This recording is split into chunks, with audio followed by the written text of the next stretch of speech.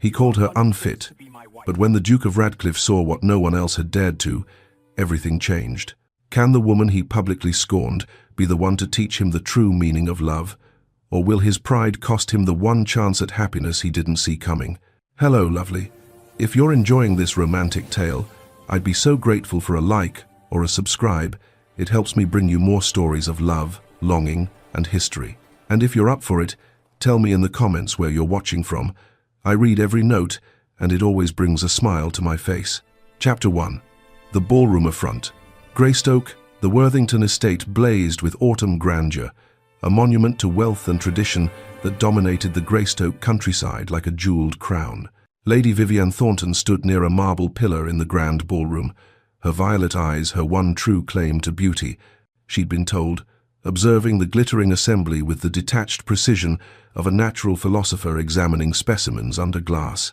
The ballroom itself was a masterpiece of excess. 3 massive crystal chandeliers hung from the vaulted ceiling, each cradling 50 candles that cast dancing shadows across silk-papered walls, the color of champagne.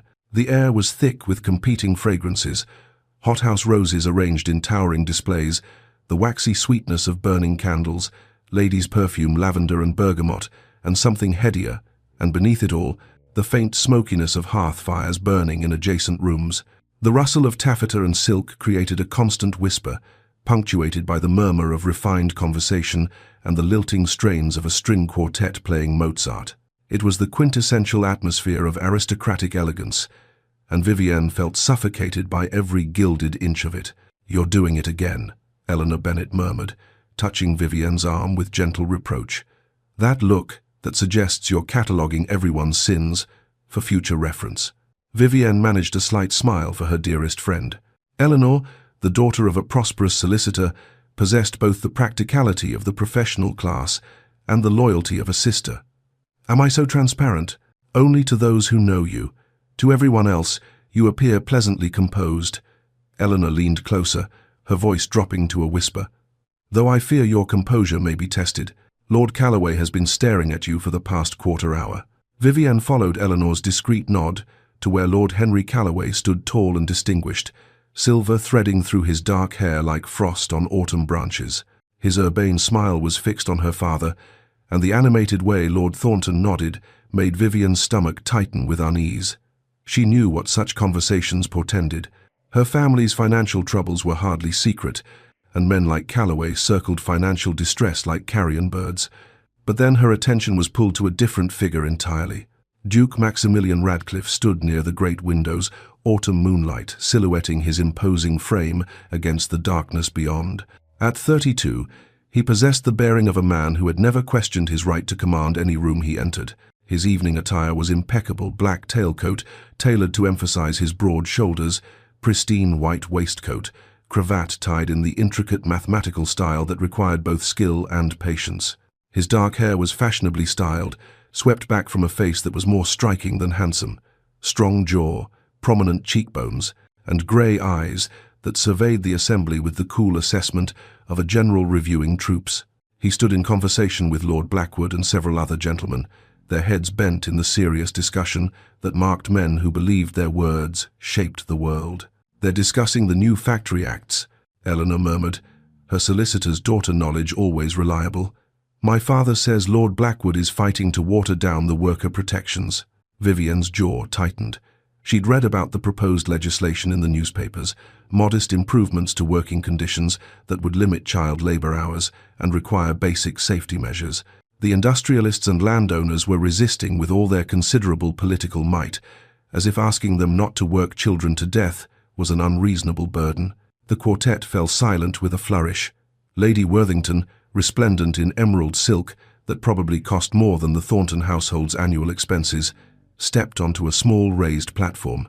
Beside her stood the formidable Countess of Ashford, who chaired the Greystoke Ladies' Benevolent Society with the iron will of a military commander.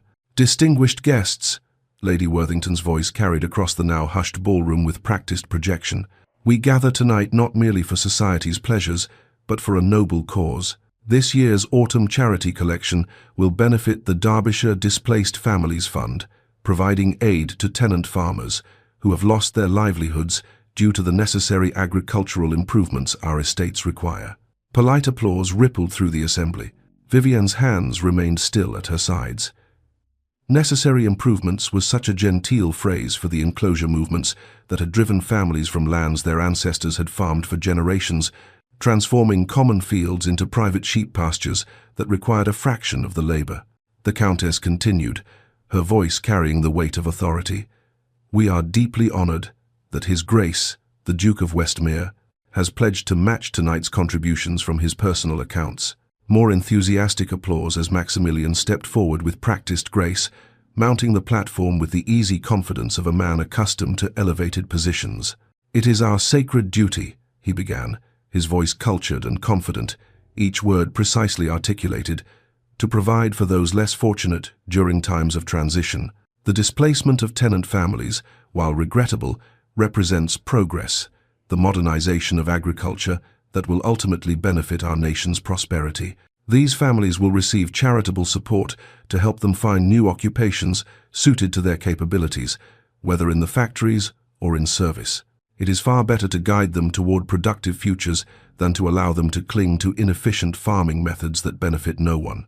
Something inside Vivienne snapped a thread of restraint she hadn't realized was holding her together until it broke. Her voice rang out, clear and sharp as crystal shattering on marble. "And what of the tenant families displaced from your Derbyshire estates, Your Grace? Do they not deserve more than charity after generations of loyal service? They require justice, not condescension." The ballroom fell into shocked silence. Even the servants standing along the walls seemed to freeze mid-movement. Every eye in the assembly turned first to Vivienne, then swiveled as one to the Duke, as if watching a tennis match of social destruction. Eleanor's hand clutched Vivienne's arm in horror. "Vivienne, what have you?" But it was too late. Far, far too late. Maximilian's grey eyes locked onto Vivienne with laser precision, finding her unerringly in the crowd. His expression didn't change, no flash of anger, no widening of surprise, just cold, assessing interest, as if she were an unexpected piece on a chessboard he was now required to address. He descended from the platform with deliberate steps, each footfall measured and controlled. The crowd parted before him like water before a ship's prow, guests stumbling over themselves to clear his path. He stopped directly in front of her. Up close, he was even more imposing, easily 6 feet tall, with broad shoulders that blocked out the rest of the room. His presence seemed to command the very air, making it harder to breathe. "And you are?" His voice was controlled, dangerous, each syllable precisely enunciated. Vivienne curtsied with precise correctness, years of deportment lessons taking over, even as her heart hammered against her ribs like a trapped bird. She kept her chin high, refusing to lower her eyes in the submissive manner expected. "Lady Vivienne Thornton, Your Grace." "Thornton." He spoke the name slowly, as if tasting it, testing its weight. "Lord Edmund Thornton's daughter. I see." His gaze traveled over her not lewdly, but with the same clinical assessment one might use when evaluating livestock at market. Taking inventory, finding her wanting. "Tell me, Lady Vivienne, what do you know of estate management, of crop yields and market forces, of the economic realities that govern agricultural reform?" "I know," Vivienne said steadily, though her heart threatened to burst through her chest, "that 23 families were evicted from your Derbyshire properties last spring to make way for sheep enclosures. I know that among them were the Mitchells, who had farmed their holding for 4 generations. I know that Mrs. Mitchell died of pneumonia in a Manchester workhouse 3 months ago because your necessary improvements left them with nowhere to go and no means of support." For the first time, something flickered in Maximilian's eyes, surprise, perhaps, or discomfort, or merely annoyance at being challenged with specific facts rather than vague sentiment. But whatever it was disappeared in an instant, shuttered behind aristocratic control. "You speak of matters you do not understand," he said coldly, his voice dropping in volume but gaining in intensity. "The Mitchells were offered compensation and assistance in finding new positions. If they chose to refuse sensible help and instead travel to Manchester, that was their decision. I cannot be held responsible for every poor choice made by those who lack the education and foresight to adapt to changing circumstances." "Perhaps," Vivienne said, her voice shaking now with barely controlled fury, "they lacked not education, but options. When one's entire life is upended by the stroke of a landlord's pen, adaptation becomes rather difficult." Maximilian's jaw tightened, the first visible crack in his composure. He leaned slightly closer, and she caught the scent of his cologne, sandalwood, and something crisp, like winter air. His voice dropped so only those immediately nearby could hear. "You are an impertinent, presumptuous girl with romantic notions about the natural order of society. You speak of things that are not your concern in a manner that is wholly inappropriate for a woman of any breeding whatsoever." He straightened to his full height, and when he spoke again, his voice carried across the ballroom with deliberate projection. "It is clear that some young ladies have been allowed too much freedom to form opinions on subjects beyond their capacity to understand." Then, turning to his companion Lord Blackwood, but clearly intending for Vivian and everyone else to hear, he delivered the killing blow with casual cruelty. "That one is utterly unfit to be anyone's wife. No restraint, no proper feminine sensibility, and clearly no understanding of her proper place in society." The whispers exploded like gunfire, sharp, overlapping, merciless. Vivienne stood frozen, her face burning with humiliation and rage, a mortifying heat that spread from her cheeks down her neck. Eleanor tried to pull her away, tugging insistently at her arm, but before they could retreat, Lord Thornton appeared, materializing through the crowd with his face ashen with mortification. "Your Grace, I must apologize profusely for my daughter's unseemly outburst." Her father's voice was high and strained, nearly unrecognizable. "Papa, no," Vivienne began, but her father's sharp look silenced her more effectively than any words. Maximilian inclined his head with icy courtesy, the gesture somehow more insulting than any rebuke. "See that she learns better manners, Thornton, for her own sake." With that, he turned on his heel and strode away, the crowd parting before him once more, guests eager to demonstrate their alignment with power rather than principle. Lord Thornton gripped Vivian's arm not harshly, but firmly enough to brook no argument. "Come, we are leaving, now." The October night was cold, and Vivian had no wrap, but she welcomed the chill as she stood alone on the terrace. The stone beneath her feet radiated cold through her thin slippers. Her gown of deep plum silk, elegant but last-season style, a fact she was now acutely aware of, provided little protection against the autumn air, but the cold matched the ice in her chest, and that felt appropriate somehow. Unfit to be anyone's wife. The words echoed in her mind with the persistence of church bells, impossible to silence. She told herself she didn't care what that arrogant, privileged man thought. She told herself his opinion meant nothing, that the judgment of someone so divorced from ordinary human suffering was worthless. But her hands were shaking, and tears of fury and humiliation burned behind her eyes, threatening to spill over and complete her disgrace. "I will never apologize," she whispered to the night, to the uncaring stars, to herself. Never. Inside, the ball continued. Through the French doors, she could see the quartet playing again, couples forming sets for a country dance. The Duke danced with Lady Cordelia Ashworth, the beautiful widow with auburn hair and perfect manners. Guests clustered around them, offering congratulations on his generous charity, his public spirit, his admirable condescension in addressing an impertinent girl. And Vivienne stood in the cold, her garnet pendant her grandmother's, her only jewelry heavy against her throat. She felt the full weight of what she'd done, the social death she'd inflicted upon herself with a few reckless words of truth. She wondered if the momentary satisfaction of speaking that truth had been worth the cost. But even as she wondered, even as she shivered in the autumn night, she knew she would do it again. Some things, she thought, were worth the price, even if that price was everything. Chapter 2. Consequences and Complications. The morning room had once been Lady Catherine's pride, a bright, airy space where she would receive callers and write correspondence on cream-coloured paper embossed with the Thornton crest. Now it served as Vivian's refuge, though the word seemed ironic given how little refuge it actually provided. The once grand manor house showed its age in ways that pained Vivian to observe. Water stains bloomed across the drawing-room ceiling like grotesque flowers, evidence of a roof that needed repairs they couldn't afford.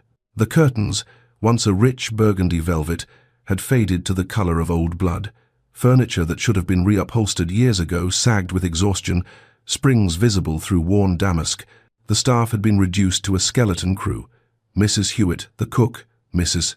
Davies, the housekeeper, 2 maids who did the work of 6, and Thompson, their single remaining footman who served as butler, valet, and general factotum.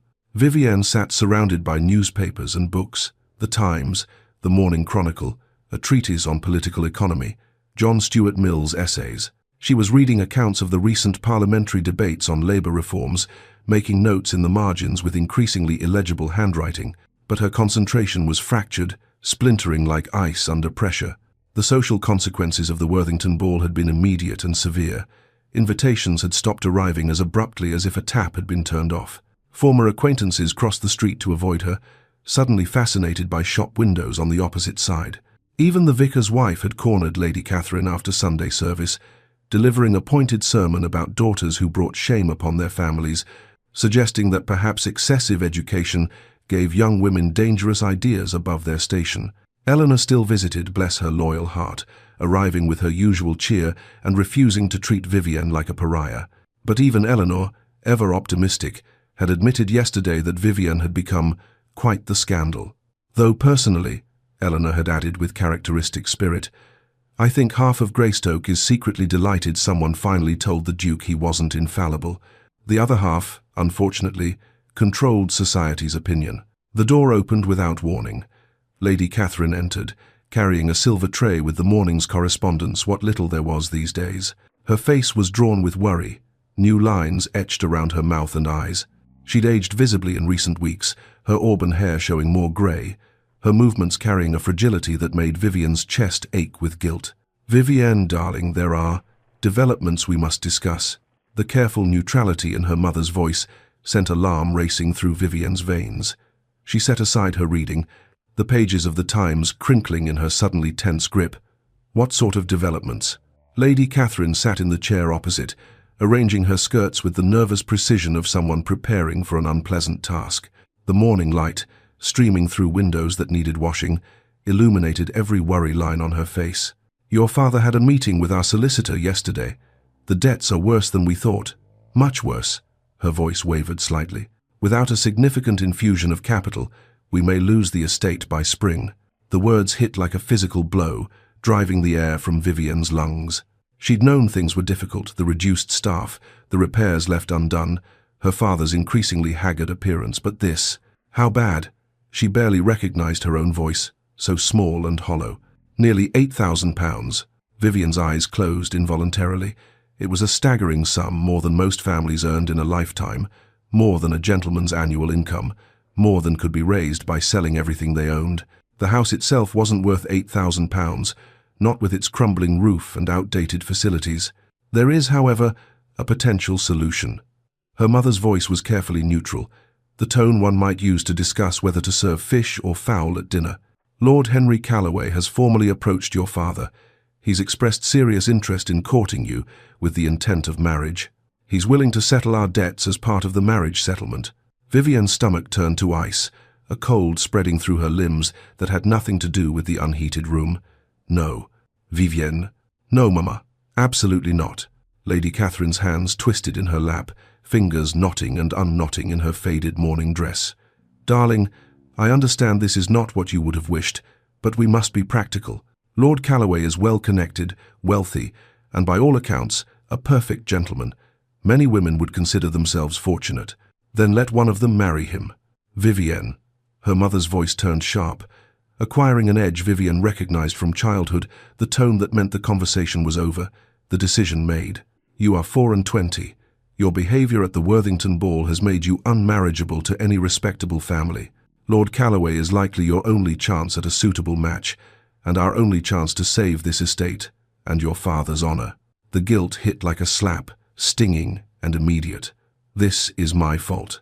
Her outburst, her pride, her inability to hold her tongue, she'd destroyed not just her own prospects but her family's security.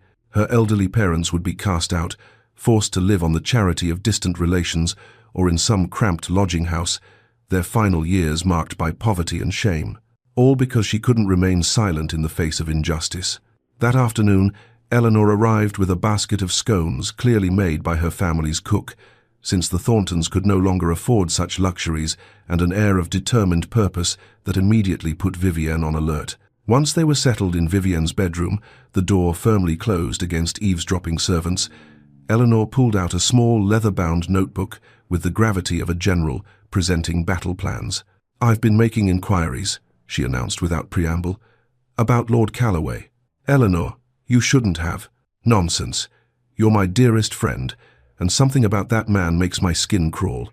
My father is a solicitor, remember? He has connections throughout the county, and solicitors gossip worse than housemaids." Eleanor flipped open her notebook, revealing pages of cramped handwriting. "What I've learned is disturbing." Vivienne leaned forward despite herself. "Calloway was married before his wife died 5 years ago in a riding accident. At least, that's the official story. But there were whispers. The coroner's inquest was rushed, the magistrate a personal friend of Calloway's. Lady Calloway's own family reportedly refused to attend the funeral." Eleanor's finger traced down her notes. "He lost his family estate to gambling debts shortly afterward, and has been rebuilding his fortune through strategic investments and, apparently, advantageous marriages to women from financially distressed families." Cold dread settled in Vivienne's stomach. "There's more," Eleanor continued grimly.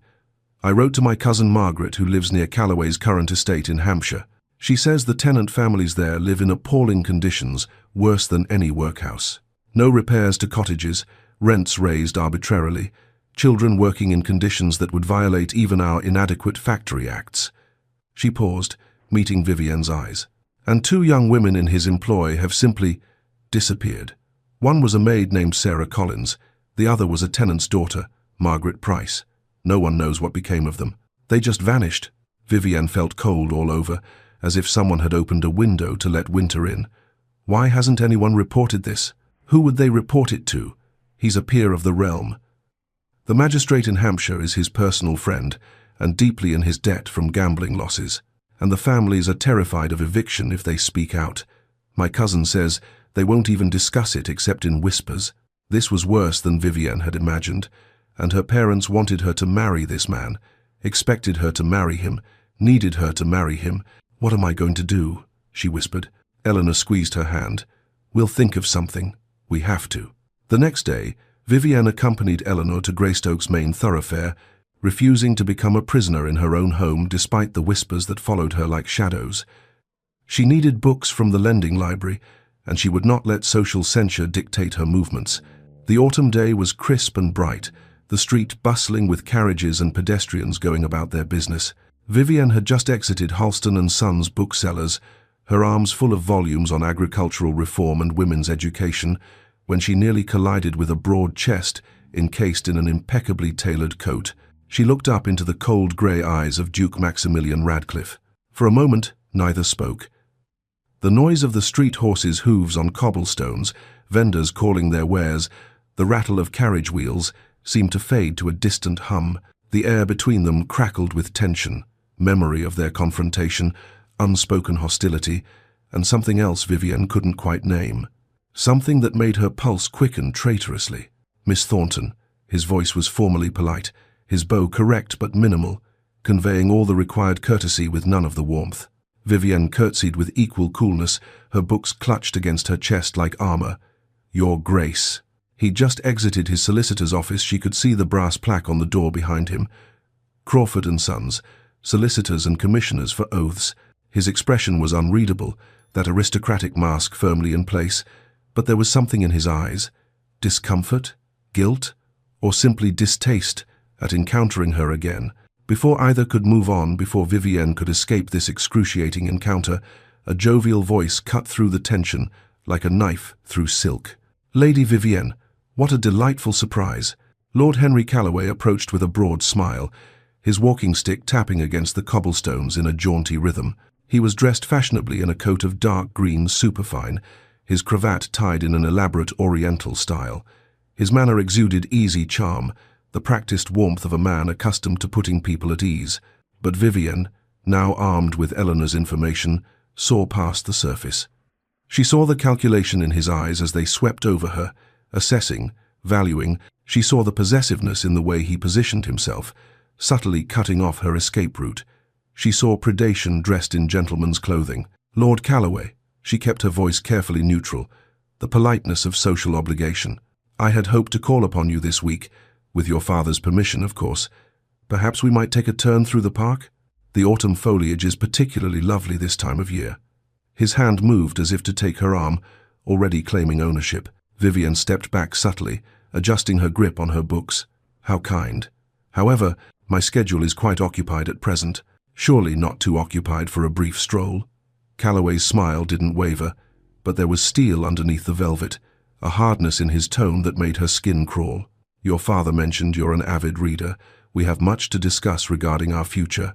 Our future, as if it were already decided, already inevitable. Vivian felt trapped, her back nearly against the bookshop window. To refuse outright, here in public, would be outrageously rude and would devastate her father's negotiations.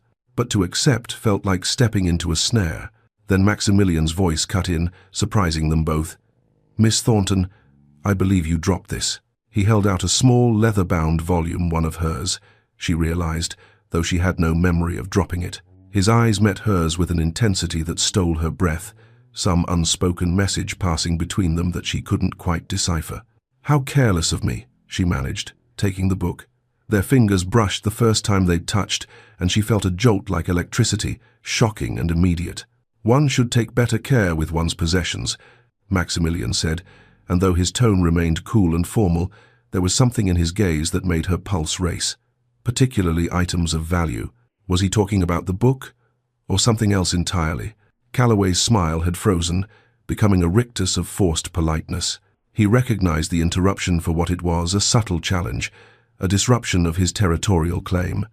Your Grace, I wasn't aware you were acquainted with Lady Vivian. We've met. Maximilian's tone was dismissive, as if their encounter had been too trivial to warrant elaboration. Then, turning back to Vivian with those penetrating grey eyes, I trust you'll be more careful in the future, Miss Thornton. Greystoke streets can be treacherous. One never knows what dangers lurk in plain sight. The warning was unmistakable, delivered with the precision of a rapier thrust. He knew something about Calloway, but why would he care? Why would the man who'd publicly declared her unfit for marriage concern himself with her welfare? Calloway's jaw tightened almost imperceptibly. The Duke is overly cautious, I think. Lady Vivian is perfectly safe in my company.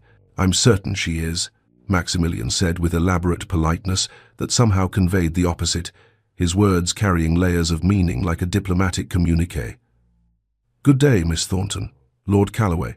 He inclined his head with perfect correctness and walked away, his broad shoulders cutting through the crowd with the ease of someone accustomed to deference. Vivian stood there, confused and shaken, her books heavy in her arms. Calloway's charm cooled noticeably, frost creeping into his urbane manner. The Duke seems rather interested in your welfare, Lady Vivian. How? Unexpected, given your recent encounter at the Worthington ball. I'm sure he was merely being courteous, Vivian said, though her heart was still racing, her mind replaying that moment when their fingers had touched. Of course. Calloway's smile returned, but it didn't reach his eyes, which had gone flat and cold.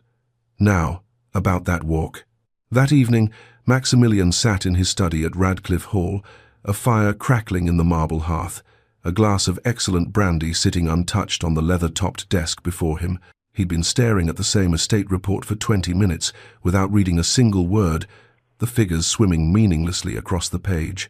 He kept seeing Vivienne's violet eyes the way they'd widened when Calloway approached, the flicker of fear she'd tried to hide beneath that facade of composure, and Calloway himself, with his oily charm and predatory interest, circling her like a wolf around wounded prey. Maximilian knew Calloway's reputation, though not the full extent of his villainy. The man was a gambler, a social climber, known for marrying advantageously and emerging from each marriage substantially wealthier.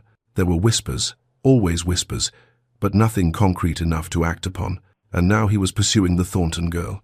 Why do I care? Maximilian asked himself angrily, turning the brandy glass in restless circles on the desk. She'd publicly humiliated him. She was impertinent, inappropriate, and completely unsuitable. A woman with no fortune, no significant connections, and opinions that would horrify any rational man. And yet, he remembered her words about the Mitchell family. He'd dismissed them in the moment, armor-plating of aristocratic certainty, deflecting criticism. But afterward, unable to sleep, he'd made inquiries. Mrs. Mitchell had indeed died in a workhouse, exactly as Vivian had claimed. The family had refused his steward's offer of employment because the positions were in factories with notoriously dangerous conditions. 12-hour days in buildings that routinely caught fire or collapsed, and Mr. Mitchell was too old, his lungs too damaged from decades of agricultural work, to survive such labor. Maximilian had told himself it wasn't his responsibility. The law was entirely on his side. The enclosures were economically necessary, approved by Parliament, supported by every economic theorist of note. But her words haunted him, echoing in his mind during sleepless nights. Perhaps they lacked, not education, but options.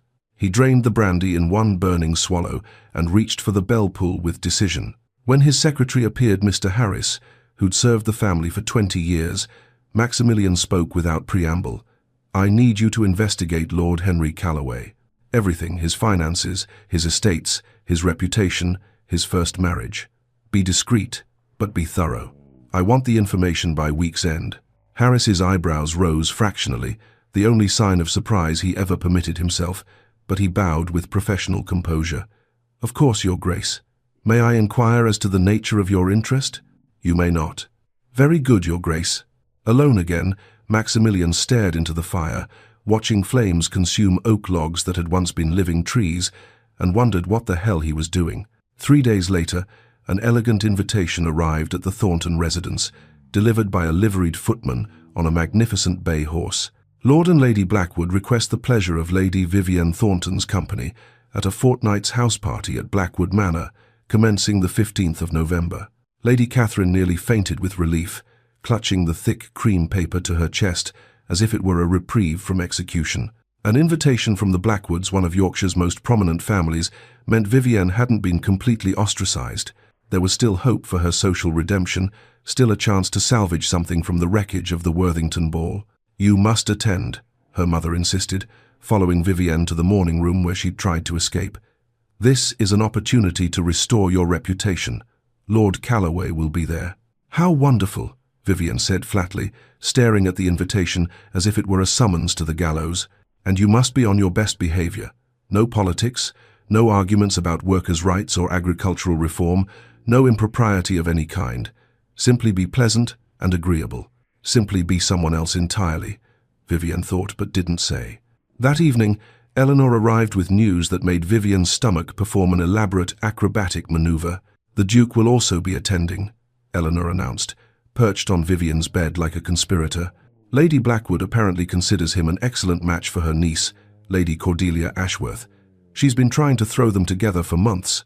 Vivienne's stomach did an odd flip, a sensation she refused to examine too closely. She told herself it was dread at the prospect of encountering him again, of enduring his cold disdain and aristocratic superiority for an entire fortnight. She told herself she was lying. 2 weeks, she murmured, staring at the invitation with its elegant copperplate script. 2 weeks to navigate between a predator and a duke who despises me. What could possibly go wrong? Eleanor squeezed her hand, her grip warm and reassuring. "I'll be there too.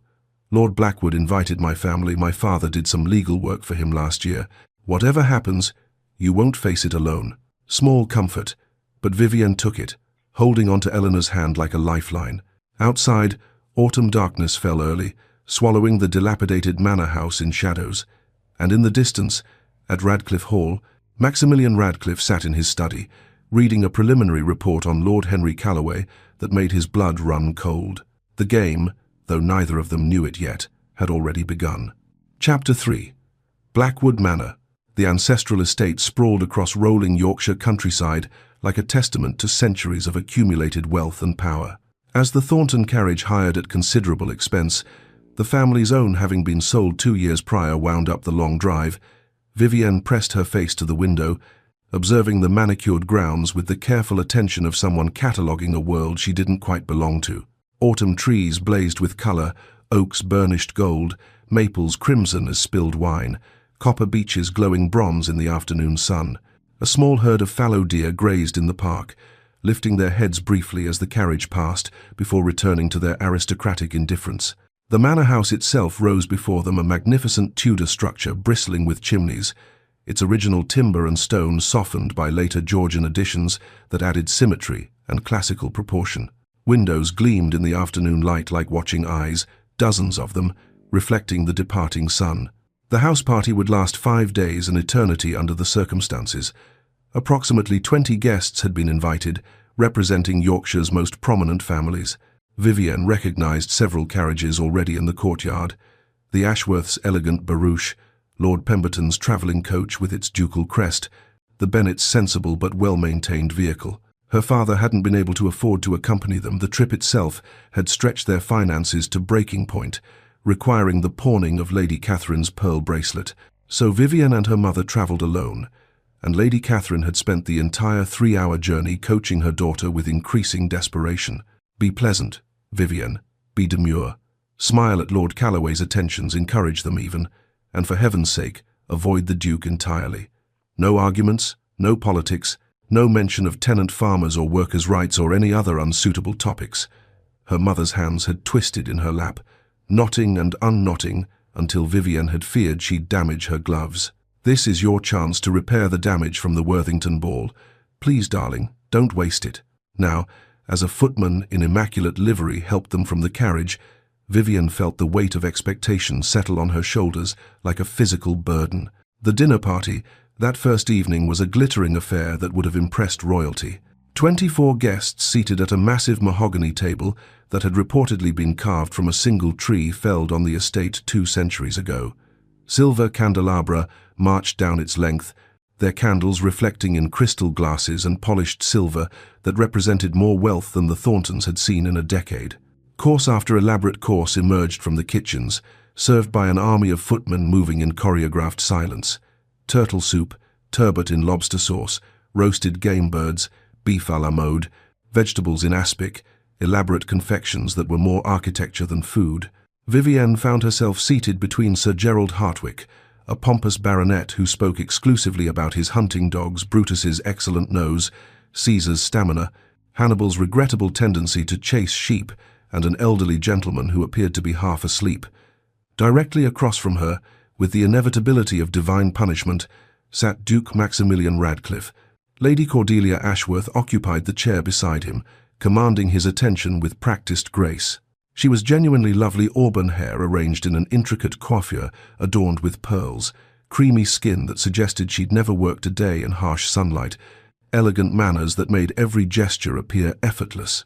She was also kind, Vivienne noted, with grudging admiration, inquiring warmly about Lady Catherine's health and making Vivienne feel almost welcome in a room where she decidedly was not. "My uncle speaks so highly of your family, Lady Vivienne," Cordelia said with a smile that reached her hazel eyes. "The Thorntons have such distinguished history in this region. Why? Wasn't it your great-grandfather who served as magistrate during the Jacobite troubles?" It was a generous lie. The Thornton history was mostly one of slow decline, punctuated by unfortunate investments and gambling debts. But Vivienne appreciated the gesture, the social grace that smoothed over awkwardness. "You're very kind, Lady Cordelia, though I fear our family's distinguished history is somewhat exaggerated by time and charitable memory." "Nonsense. Heritage is in the blood, not the bank balance." Cordelia's eyes flickered briefly to Maximilian, as if checking whether he'd heard this pointed remark. Maximilian said nothing throughout this exchange, but Vivienne felt his gaze on her throughout the meal like a physical touch. Every time she glanced up, and she tried not to, tried to focus on Sir Gerald's tedious monologue about optimal breeding practices for foxhounds, their eyes met for a charged instant before both looked away, a dance of avoidance that somehow felt more intimate than conversation. Lord Calloway was seated farther down the table, between Lady Blackwood and another matron, whose name Vivienne couldn't recall. He caught Vivienne's eye as the third course was being served, and raised his glass in a subtle toast, his smile possessive, proprietary. The look in his eyes made her skin crawl, as if he were already calculating how best to use her, how to extract maximum value from an acquisition. She looked away quickly, her appetite vanishing entirely. When the ladies withdrew to the drawing-room, that peculiar English custom that separated the sexes so gentlemen could drink port and discuss politics while ladies gossiped over tea, Vivienne found herself cornered by Lady Blackwood, a formidable woman in her 50s with sharp grey eyes and sharper wit. Her gown of midnight blue silk was severe but elegant, and she wore diamonds with the casual indifference of someone who owned too many to count. "Lady Vivienne, you've become quite the topic of conversation in recent weeks." Vivienne braced herself for censure, for the cutting remarks she'd endured from other society matrons. "I'm aware, Lady Blackwood. I apologize if my presence causes discomfort to you or your guests." "Discomfort?" Lady Blackwood laughed, a surprisingly rich sound that turned several heads. "My dear, you've enlivened a tediously dull season. Half of society thinks you're scandalously bold, and the other half secretly wishes they had your courage.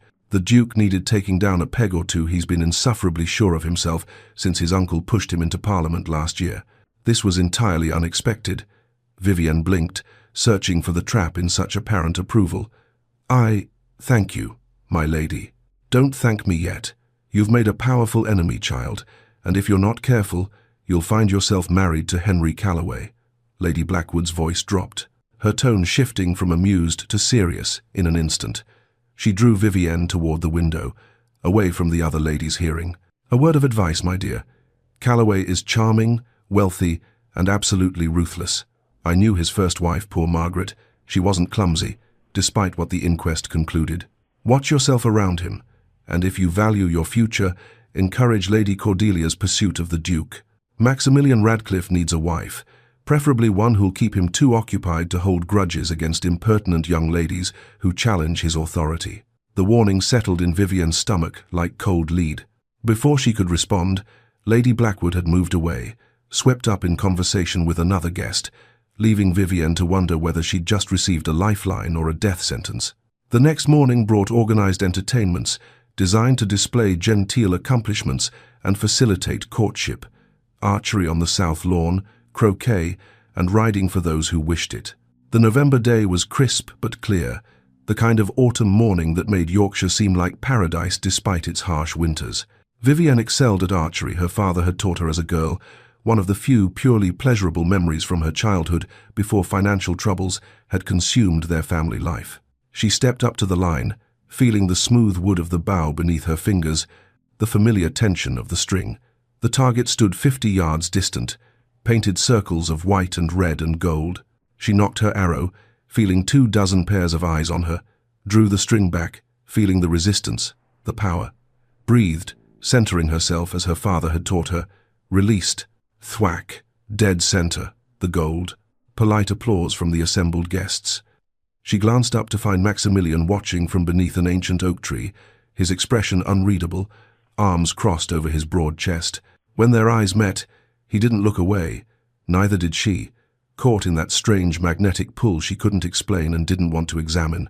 She fired 2 more arrows, both center strikes, muscle memory and years of practice overriding her nervousness. "Remarkable skill, Lady Vivienne." Lord Calloway appeared at her elbow as if materializing from shadow, uninvited and unwanted. "You're a woman of many talents, it seems. I do so appreciate capability in a potential wife." The presumption in his words made her stiffen, her hands tightening on the bow. "You're very kind, Lord Calloway, but I'm merely adequate at best." Modesty ill becomes you. His hand settled on her lower back, too familiar, too possessive, his touch making her want to flinch away. "I've spoken extensively with your father. I believe we can come to a mutually beneficial arrangement quite soon. Perhaps we might announce our understanding before this house party concludes?" Vivienne stepped away from his touch, lowering the bow. "Lord Calloway, I must be frank. Miss Thornton is wanted for the ladies' croquet match," a cool voice interrupted, cutting through the moment like a knife through silk. Maximilian stood there, closer than she'd realized, his grey eyes fixed on Calloway's hand, which had dropped from Vivienne's back but hovered possessively near her waist. "Your Grace." Calloway's smile was all teeth, predatory and false. "How remarkably attentive you are to Lady Vivienne's schedule. One might almost think you had a personal interest in her whereabouts." "Lady Blackwood sent me to fetch her," Maximilian said flatly, the lie delivered with aristocratic conviction. "The teams are waiting." It was probably complete fabrication. Lady Blackwood had sent no such summons, but it provided escape, and Vivienne seized it with both hands. "Of course. Please excuse me, Lord Calloway." As she walked away with Maximilian, a bizarre alliance between former adversaries, she murmured low enough that only he could hear, "Thank you, though I'm surprised you'd assist me after everything." "I wasn't assisting you," Maximilian said curtly, his jaw tight. "I was preventing a scene. Calloway's attentions were becoming inappropriate, and this is Lady Blackwood's home. I won't have her hospitality abused." "Of course," Vivienne said, her voice cooling to match his. How foolish of me to think you might possess an ounce of human decency beneath all that aristocratic arrogance. He stopped walking abruptly, turning to face her with controlled fury. You have remarkable audacity for someone in your position, Miss Thornton, and you have remarkable arrogance for someone who claims to care about propriety while standing aside as women are. She stopped herself, remembering Eleanor's warnings about Calloway's disappeared servants, the investigations that went nowhere. She couldn't say too much, without revealing what she knew, without exposing Eleanor's family to risk. Maximilian's eyes narrowed, intelligence sharpening his gaze. As women are what? Finish your thought. Nothing. Forgive me. She started to walk away, toward where the other ladies were indeed gathering for croquet. His hand caught her elbow gently, but firmly enough to stop her flight. Miss Thornton, if you know something about Calloway that concerns you, you should speak. There are channels for such information. She looked up at him, searching his face for signs of mockery, for the trap she was certain must be there. His expression was serious, almost concerned. Why would you care what happens to me? You called me unfit. You think I'm inappropriate and presumptuous. Something flickered in his grey eyes, something almost vulnerable, quickly shuttered. Perhaps I'm not entirely the monster you believe me to be. Before Vivian could respond, before she could process what that might mean, Eleanor appeared, slightly breathless. There you are. Lady Blackwood wants us for— Oh, Your Grace, I didn't see you there. Maximilian released Vivian's arm immediately, stepping back with formal distance. I was just leaving. Good day, ladies. He strode away with purposeful steps, leaving Vivian confused and unsettled, her elbow still warm where his fingers had pressed. Eleanor watched him go, then turned to Vivienne with eyes wide as saucers. What was that? Vivienne, what just happened? I have absolutely no idea. That evening, after another interminable dinner, where she'd endured Sir Gerald's discourse on proper seasoning for hunting dog food, Vivienne escaped to Blackwood Manor's famous library. 3 stories of books climbed the walls, reached by a rolling ladder of polished brass and mahogany. Comfortable leather chairs sat before a marble fireplace, where a fire crackled warmly. The smell of old paper and leather bindings was intoxicating, better than any perfume. She was examining a first edition of Adam Smith's The Wealth of Nations, running her fingers reverently over the spine, when she heard footsteps on the hardwood floor. Maximilian stood in the doorway, holding a book of his own, a technical volume on agricultural improvements, she noted with bitter irony. For a long moment, neither spoke. The library felt suddenly smaller, the air charged with unspoken tension, with all the words they'd traded and all the ones they hadn't.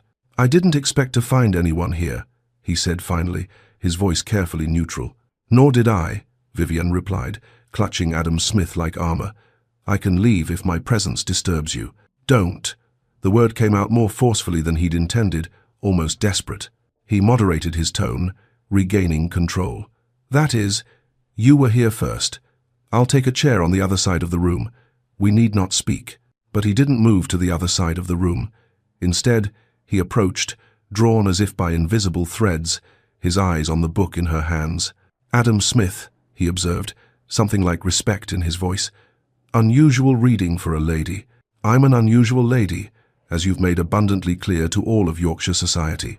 A ghost of something regret, crossed his face. So it would seem.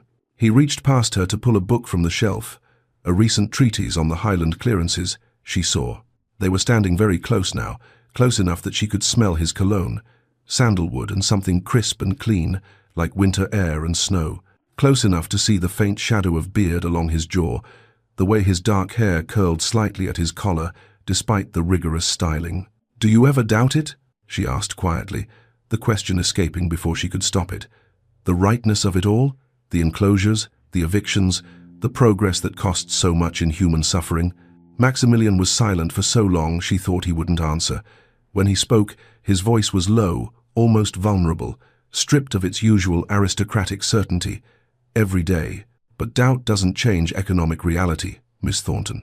Sentiment doesn't feed England's growing population or power its factories. The old ways are dying, and I can either manage that change responsibly or watch chaos consume everything my family built over centuries. And the Mitchells? She met his eyes directly, refusing to look away. Was their suffering part of responsible management? His jaw tightened, a muscle jumping. I made inquiries. After our encounter, you were right about Mrs. Mitchell's death, and about the factory positions my steward offered. They were deplorable. I hadn't known the conditions, hadn't inspected them personally. I've since severed our relationship with that manufacturer. Vivienne stared at him, genuinely stunned. You changed your practices? Because of what I said? Don't sound so shocked. I'm not incapable of self-examination. He set his book down on a nearby table, turning to face her fully. You were right about some things, Miss Thornton, and wrong about others. I am not a heartless villain who delights in suffering, but neither am I a romantic fool who believes good intentions can replace sound economics. The world is more complicated than your newspapers suggest. I never thought you delighted in suffering, Vivienne said softly. Honestly, I thought you ignored it. There's a difference. Is there? His voice carried bitterness like an aftertaste. The result is the same. People suffer, families are destroyed, and men like me tell ourselves we had no choice. They were standing very close now. Vivienne realized she was still clutching Adam Smith like a shield between them, as if ideas about market forces could protect her from whatever this feeling was. Why did you really intervene this afternoon? She asked. With Lord Calloway? Maximilian's expression hardened, aristocratic control reasserting itself. Because I've been making inquiries about him as well. What I've learned is troubling. His first wife's death was ruled an accident, but there were inconsistencies in the coroner's report that were never explained. 2 women from his employ have vanished without trace. His tenants live in conditions that would shame a workhouse master, and yet he's presenting himself as a respectable suitor to your family. Vivienne's blood ran cold, ice spreading through her veins. How do you know about his courtship of me? Your father consulted with my man of affairs about the legal aspects of settling debts through marriage settlements. The man came to me with concerns about Calloway's reputation. Maximilian's eyes held hers with uncomfortable intensity. Your father is desperate, Miss Thornton. He's considering selling you to a predator to save his estate. The bluntness of it hit like a physical blow, knocking the breath from her lungs. That's not he wouldn't he? Maximilian's voice gentled slightly, losing its edge. Desperate men do desperate things. Even good men. Even loving fathers. Vivienne turned away, blinking back tears that burned behind her eyes, refusing to let them fall. And what do you suggest I do? Refuse him and let my family lose everything? Become a burden, a spinster daughter living on charity while my parents age in poverty and shame? That's the choice I have: marry a monster or destroy my family. Some choice. You could marry someone else. She laughed, a bitter sound with no humor in it. Who? I've made myself unmarriageable, remember? According to no less an authority than yourself, I'm utterly unfit to be anyone's wife. Too opinionated, too bold, too everything that's wrong with modern young women. Silence fell, heavy and weighted with meaning. When she finally turned back, Maximilian was watching her with an expression she couldn't decipher, something between regret and something else, something that made her pulse quicken traitorously. I spoke rashly, he said quietly, each word carefully chosen. In anger, in wounded pride. You challenged me publicly, and I lashed out like a child denied his way. But I've come to realize you're not unfit. You're uncomfortably honest in a world that prizes comfortable lies. That's not unfitness, Miss Thornton. That's courage. Vivienne's breath caught in her throat. Are you apologizing? I'm stating facts as I've come to understand them. It sounded remarkably like an apology. The corner of his mouth twitched almost a smile, quickly suppressed. Perhaps I'm capable of those as well, on rare occasions. Footsteps in the corridor outside made them both start, reality intruding on their bubble of intimacy. They stepped apart quickly, propriety remembered just in time. Lady Cordelia entered, her expression cooling slightly when she saw them together, alone, standing closer than strictly proper. Maximilian, I've been looking everywhere for you. Lady Blackwood is organizing charades in the drawing room. She specifically requested your participation. Of course. He bowed to Vivienne with formal correctness, all warmth draining from his expression. Miss Thornton, good evening. Your Grace. As he left with Cordelia, Vivienne caught a last glance from him, something questioning, uncertain, almost vulnerable. Then he was gone, and she was alone with Adam Smith and her racing thoughts. Eleanor appeared moments later, eyes wide with barely contained excitement. Vivienne, everyone is talking about how you and the Duke were seen walking together this afternoon, And now you're alone together in the library. Do you have any idea what people are saying?" "Nothing happened," Vivienne said. "Quickly, too quickly." "Something happened," Eleanor insisted, coming closer to study her friend's face. "Your face is flushed, and you look like you've seen a ghost. Or perhaps something worse than a ghost." Vivienne sank into a leather armchair, Adam Smith forgotten in her lap. "I think," she said slowly, trying to make sense of it herself, "I've just had an actual conversation with Maximilian Radcliffe. And it wasn't horrible. He apologized, sort of, and he's investigating Calloway." "That's worrying," Eleanor said dryly, settling into the chair opposite. "I know. What are you going to do?" "I have absolutely no idea." Late that night, Vivienne lay awake in her assigned bedchamber, a beautiful room with blue silk wallpaper and windows overlooking the park, as moonlight streamed through the curtains she'd forgotten to close. The house was silent, all the guests retired, but her mind raced like horses at Ascot. Maximilian knew about Calloway. He'd investigated independently. He'd warned her, helped her, apologized to her. Why? And more troubling, why did she care so much about his reasons? She remembered his words, turning them over like precious stones. "You're not unfit. You're uncomfortably honest in a world that prizes comfortable lies." It wasn't flowery or romantic. It wasn't poetry. But it felt true. And somehow, that mattered more than any flowery declaration, more than any practiced compliment. He'd seen her, truly seen her, and called it courage instead of impropriety. Down the corridor, in his own chambers, Maximilian stood at the window in his shirt sleeves, looking out over Blackwood's moonlit grounds. Sleep had eluded him since that moment in the library. He was thinking of violet eyes and passionate arguments, of a woman who wouldn't bow to him or flatter him or treat him like a title instead of a man. "What am I doing?" he asked himself, pressing his forehead against the cool glass. But he knew the answer, even if he wasn't ready to admit it, even if admitting it would complicate everything beyond repair. Everything was about to become far more complicated, and neither of them could stop it now, even if they wanted to. Chapter 4. Investigations and Manipulations. Day 3. Morning. The morning brought rain, a cold November downpour that transformed Blackwood Manor's elegant grounds into a watercolor study in grey and green. Water streamed from gargoyles' mouths, pooled in garden paths, and drummed against window panes with the persistence of an unwelcome guest.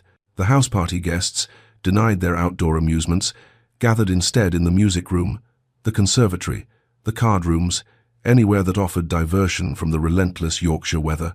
Vivienne found herself summoned to the drawing room, where Lady Blackwood had organized what she called improving entertainments, parlor games designed to encourage interaction between eligible men and women with all the subtlety of a cavalry charge. "We shall have a puzzle competition," Lady Blackwood announced with evident satisfaction. "Couples will work together to solve various riddles and mechanical puzzles. The first pair to complete their challenge wins a prize and, more importantly, demonstrates the kind of intellectual harmony that makes for successful marriages." The last part was delivered with a meaningful look at the unmarried guests. Vivienne wanted to sink through the Aubusson carpet. The pairings were clearly orchestrated. Lady Cordelia had been matched with Lord Pemberton, Maximilian's elderly uncle, which she handled with gracious good humour, engaging the pompous old man in conversation about his prized rose garden.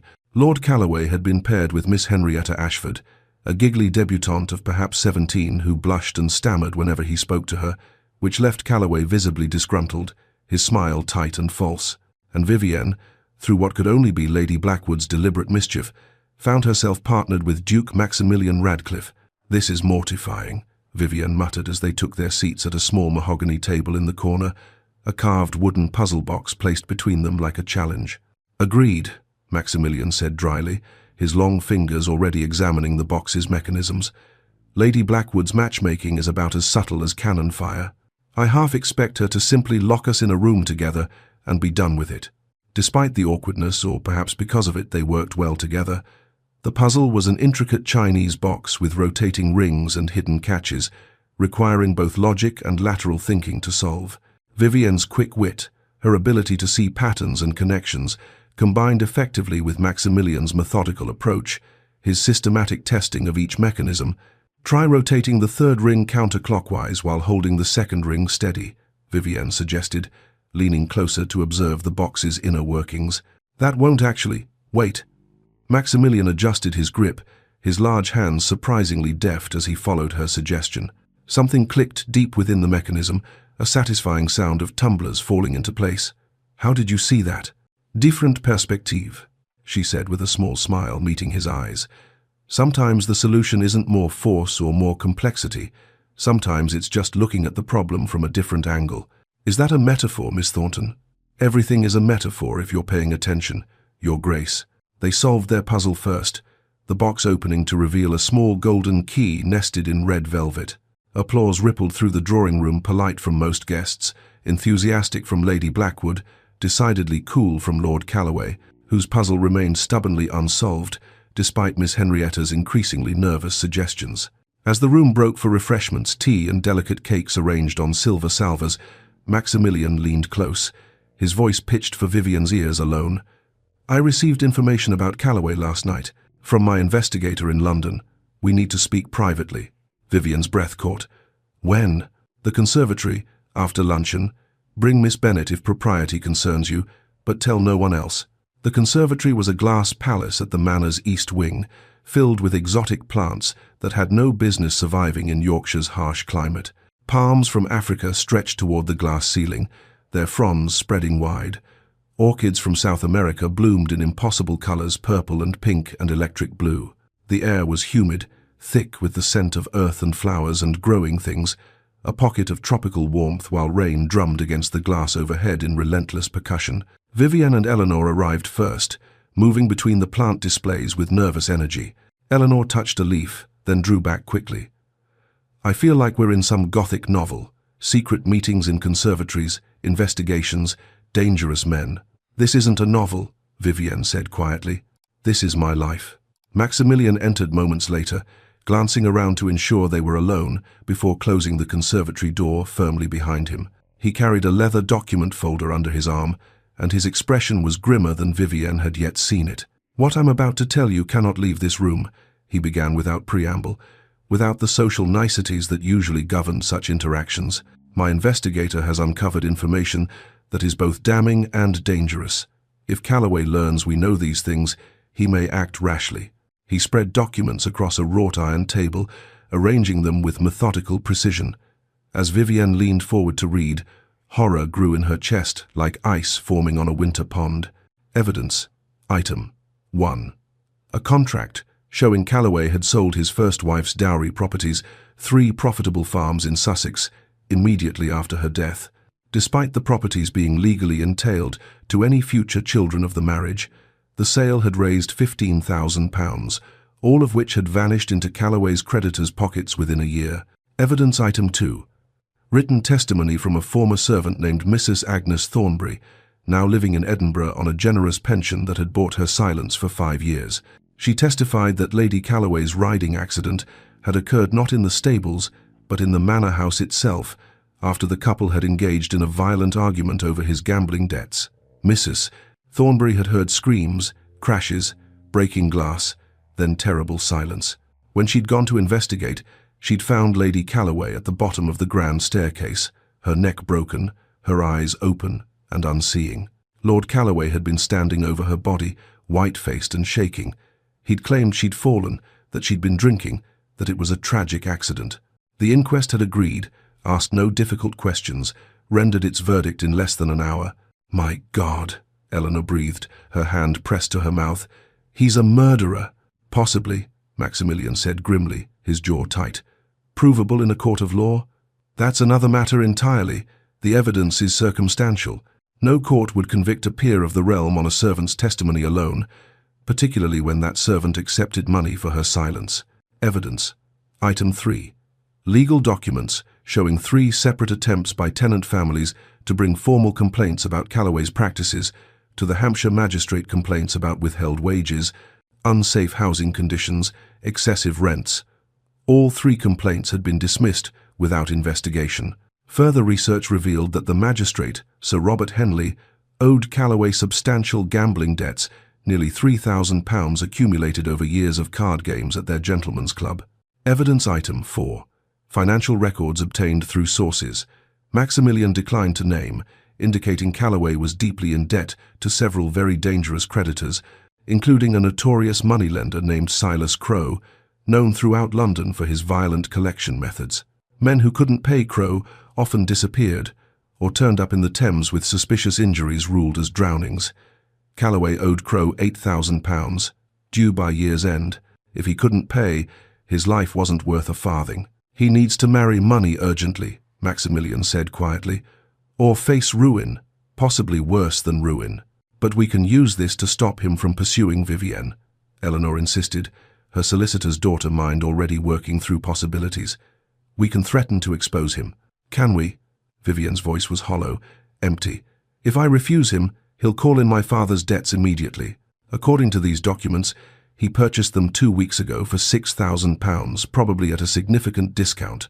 We'll lose everything. The house, the land, everything. And Calloway will simply find another desperate family, another vulnerable woman with no one to protect her. We won't have saved anyone. We'll just have chosen ourselves over the next victim." Silence fell, broken only by the rain against glass and Eleanor's sharp intake of breath. Then Maximilian said quietly, "There's another option, a temporary one, to buy us time." "What option?" He looked distinctly uncomfortable, his aristocratic composure cracking to reveal uncertainty beneath. "Calloway is pursuing you because you represent his best available option, significant debt to clear. Your family's desperation makes you controllable, and your father's eagerness makes negotiation unnecessary. If you were to become unavailable, he'd need to look elsewhere, which would give us time to build an unassailable case without you being forced into an immediate decision." Understanding dawned on Vivienne's face like sunrise after a terrible night. "You mean if I appeared to be courting someone else? Someone Calloway couldn't intimidate or challenge?" "Precisely." Eleanor's eyes widened to the size of saucers. "You're suggesting the Duke court, Vivienne. A fake courtship." "A strategic courtship," Maximilian corrected stiffly, his shoulders straightening with that aristocratic pride she recognized. "Purely for appearances. We attend public events together. I call at her home. We give every impression of serious romantic interest. It would accomplish 2 things: protect Miss Thornton from Calloway's immediate pressure, and allow my investigator time to find the missing women, gather more evidence, build a case that will destroy Calloway socially, if not legally." Vivienne stared at him, unable to process this suggestion. "You hate me. You called me unfit to be anyone's wife in front of half of Yorkshire society."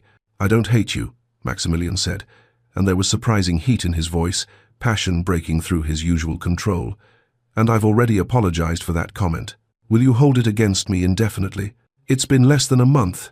Time enough for reconsideration. Time enough to recognize when I've been wrong." He straightened, his tone becoming formal again, retreating into aristocratic distance. "This is a practical solution to a dangerous problem.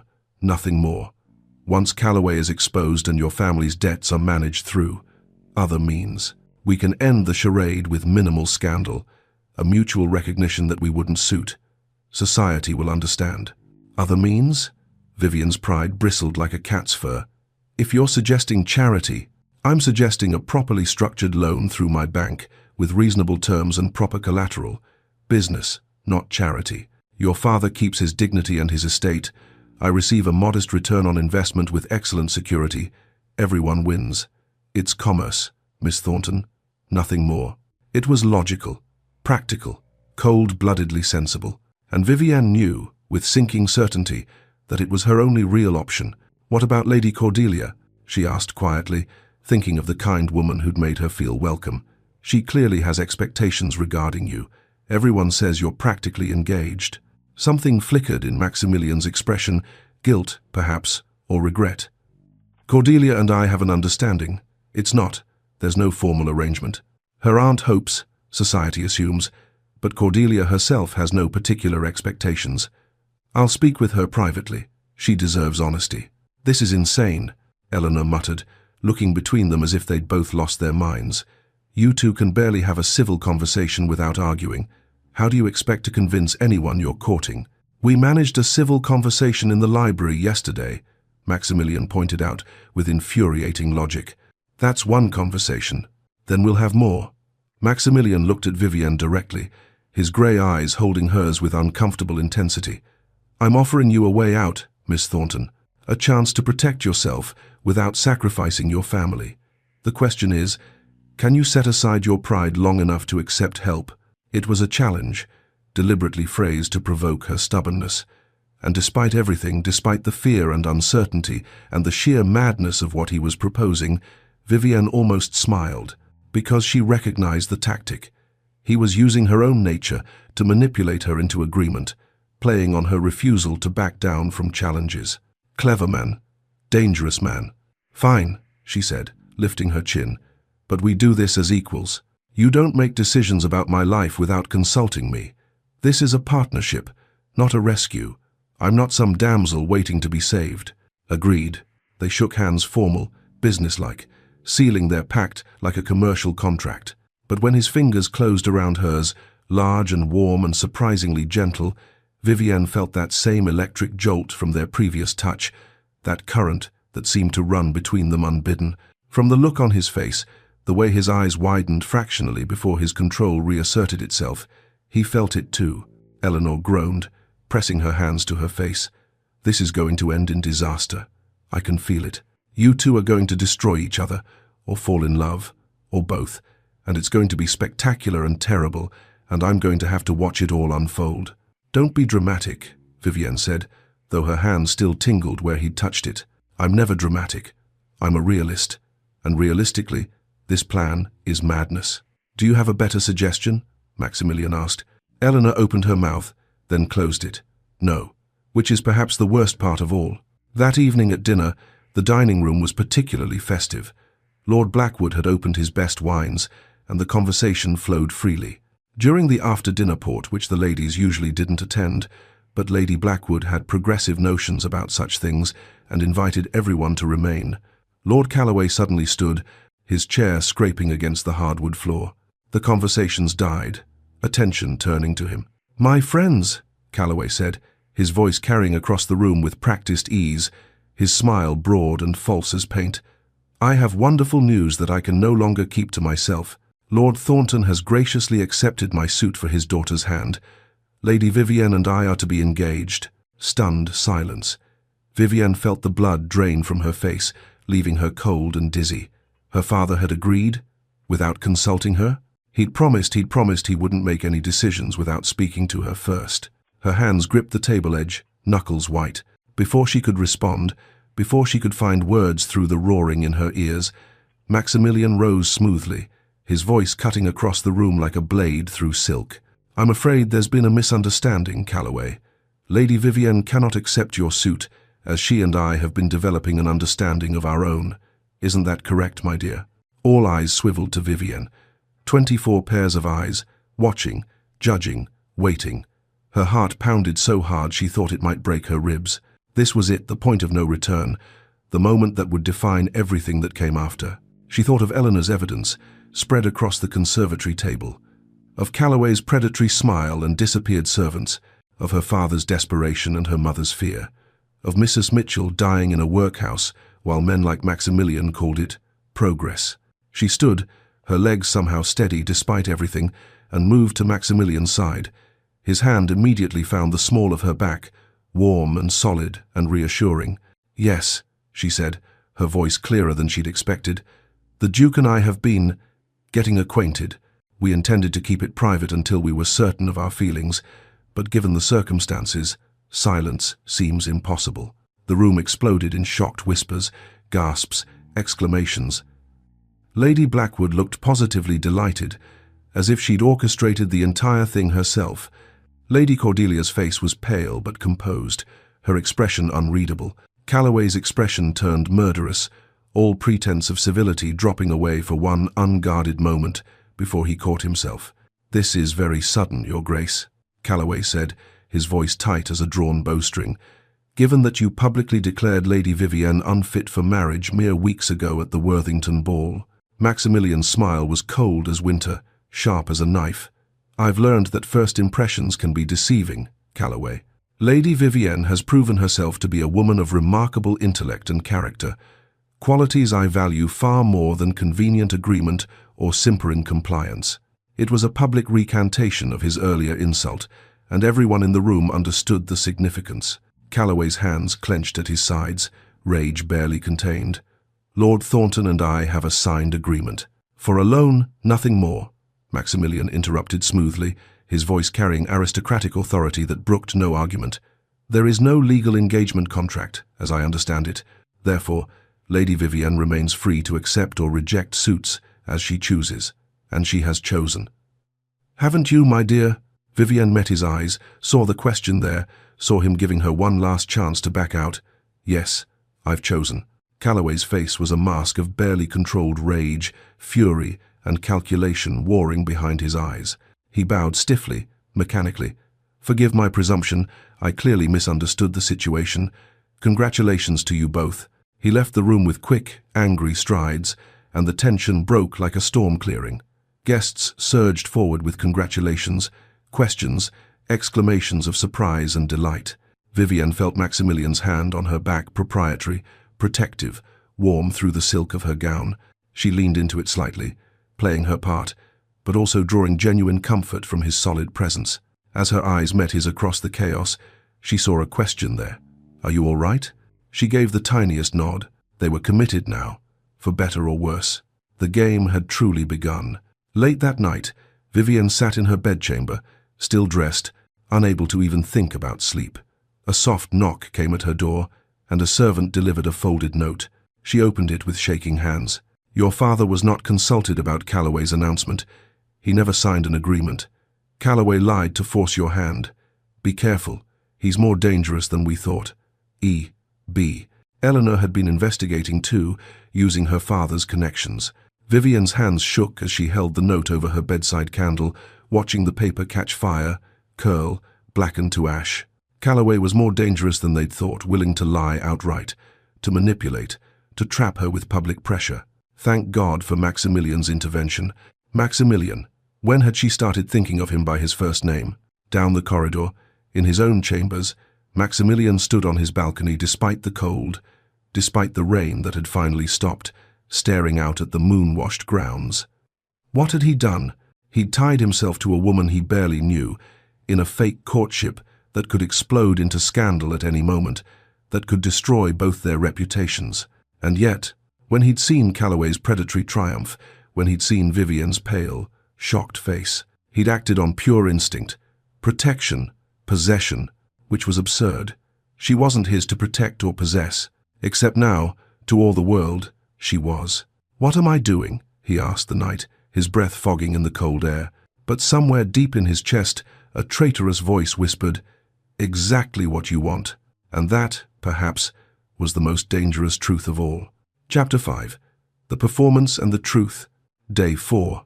Morning. Morning brought sunlight after the rain, brilliant, almost defiant Yorkshire sunlight that transformed the sodden grounds into something jewel-like, each water droplet on grass and leaf catching light like diamonds. The house-party guests had only one full day remaining, and the overnight revelation of Vivienne and Maximilian's courtship was the sole topic of conversation, whispered over morning chocolate and discussed in urgent undertones in every corner of Blackwood Manor. At breakfast, they were expected to sit together, necessary behavior for a courting couple, unavoidable social theatre. Maximilian pulled out Vivienne's chair with perfect courtesy, his hand briefly touching her shoulder as she settled into the seat. She thanked him with a smile that almost looked natural, though her heart hammered nervously beneath her bodice. The entire breakfast table watched them with varying degrees of curiosity, speculation, and disapproval. "Well," Vivienne murmured once they were seated, and the general conversation had resumed around them, providing a slight buffer of noise, "we've certainly created a spectacle. I half expect someone to applaud our performance." "That was rather the point," Maximilian replied quietly, reaching for the silver teapot. He prepared her tea exactly as she preferred it, 1 sugar, a splash of cream, no lemon, which he'd somehow noticed during their breakfast puzzle competition 2 days ago. "How do you take your eggs?" "Scrambled, light on the salt." She paused, watching him signal to a footman with their breakfast preferences. "How did you know about my tea preference?" "I don't recall discussing it." "I pay attention." His grey eyes met hers with unexpected intensity. "We need to be convincing, Miss Thornton. That requires details. The way you take your tea, how you fold your napkin, which topics make you animated and which make you retreat into polite silence." Courtship is observation. Vivienne, she said impulsively, the name escaping before Prudence could stop it. If we're courting even falsely, you should use my given name. When we're alone, at least, or relatively alone. Vivienne. He tested the name slowly, carefully, as if tasting something rare and precious. Something about the way he said it soft, with that slight emphasis on the final syllable, made her pulse quicken traitorously. Then you should call me Maximilian, or Max, if you prefer. No one calls you Max. You could be the exception. It was said lightly, almost teasingly, but there was weight beneath it, layers of meaning she couldn't quite parse. Vivienne looked away, flustered, focusing intently on her teacup, as if the Earl Grey contained answers to questions she hadn't yet formed. This was pretense, she reminded herself. Strategic performance to protect her from Calloway and buy time for investigation. So why did it feel increasingly real with every passing moment? After breakfast, they were expected to walk the gardens together again, appropriate courtship behavior that would be remarked upon if neglected. Eleanor and Lady Cordelia joined them, providing both chaperonage and a buffer against the intensity that seemed to build whenever Vivienne and Maximilian were alone. The gardens were magnificent in autumn, all golden light and russet leaves. The paths, still damp from yesterday's rain, gleamed like polished stone. Lady Cordelia walked ahead with Eleanor, the two women engaged in animated discussion about something, music perhaps, or books, giving Vivienne and Maximilian a semblance of privacy while maintaining propriety. I spoke with Cordelia last night, Maximilian said quietly, his hands clasped behind his back as they walked. After dinner, before the announcement, she understood. There was never any formal arrangement between us, her aunt hoped, society assumed, but Cordelia herself had no particular expectations. She wished us well. She was very gracious this morning, Vivienne observed, thinking of how Lady Cordelia had squeezed her hand at breakfast and whispered, "Be happy." More gracious than I would have been in her position.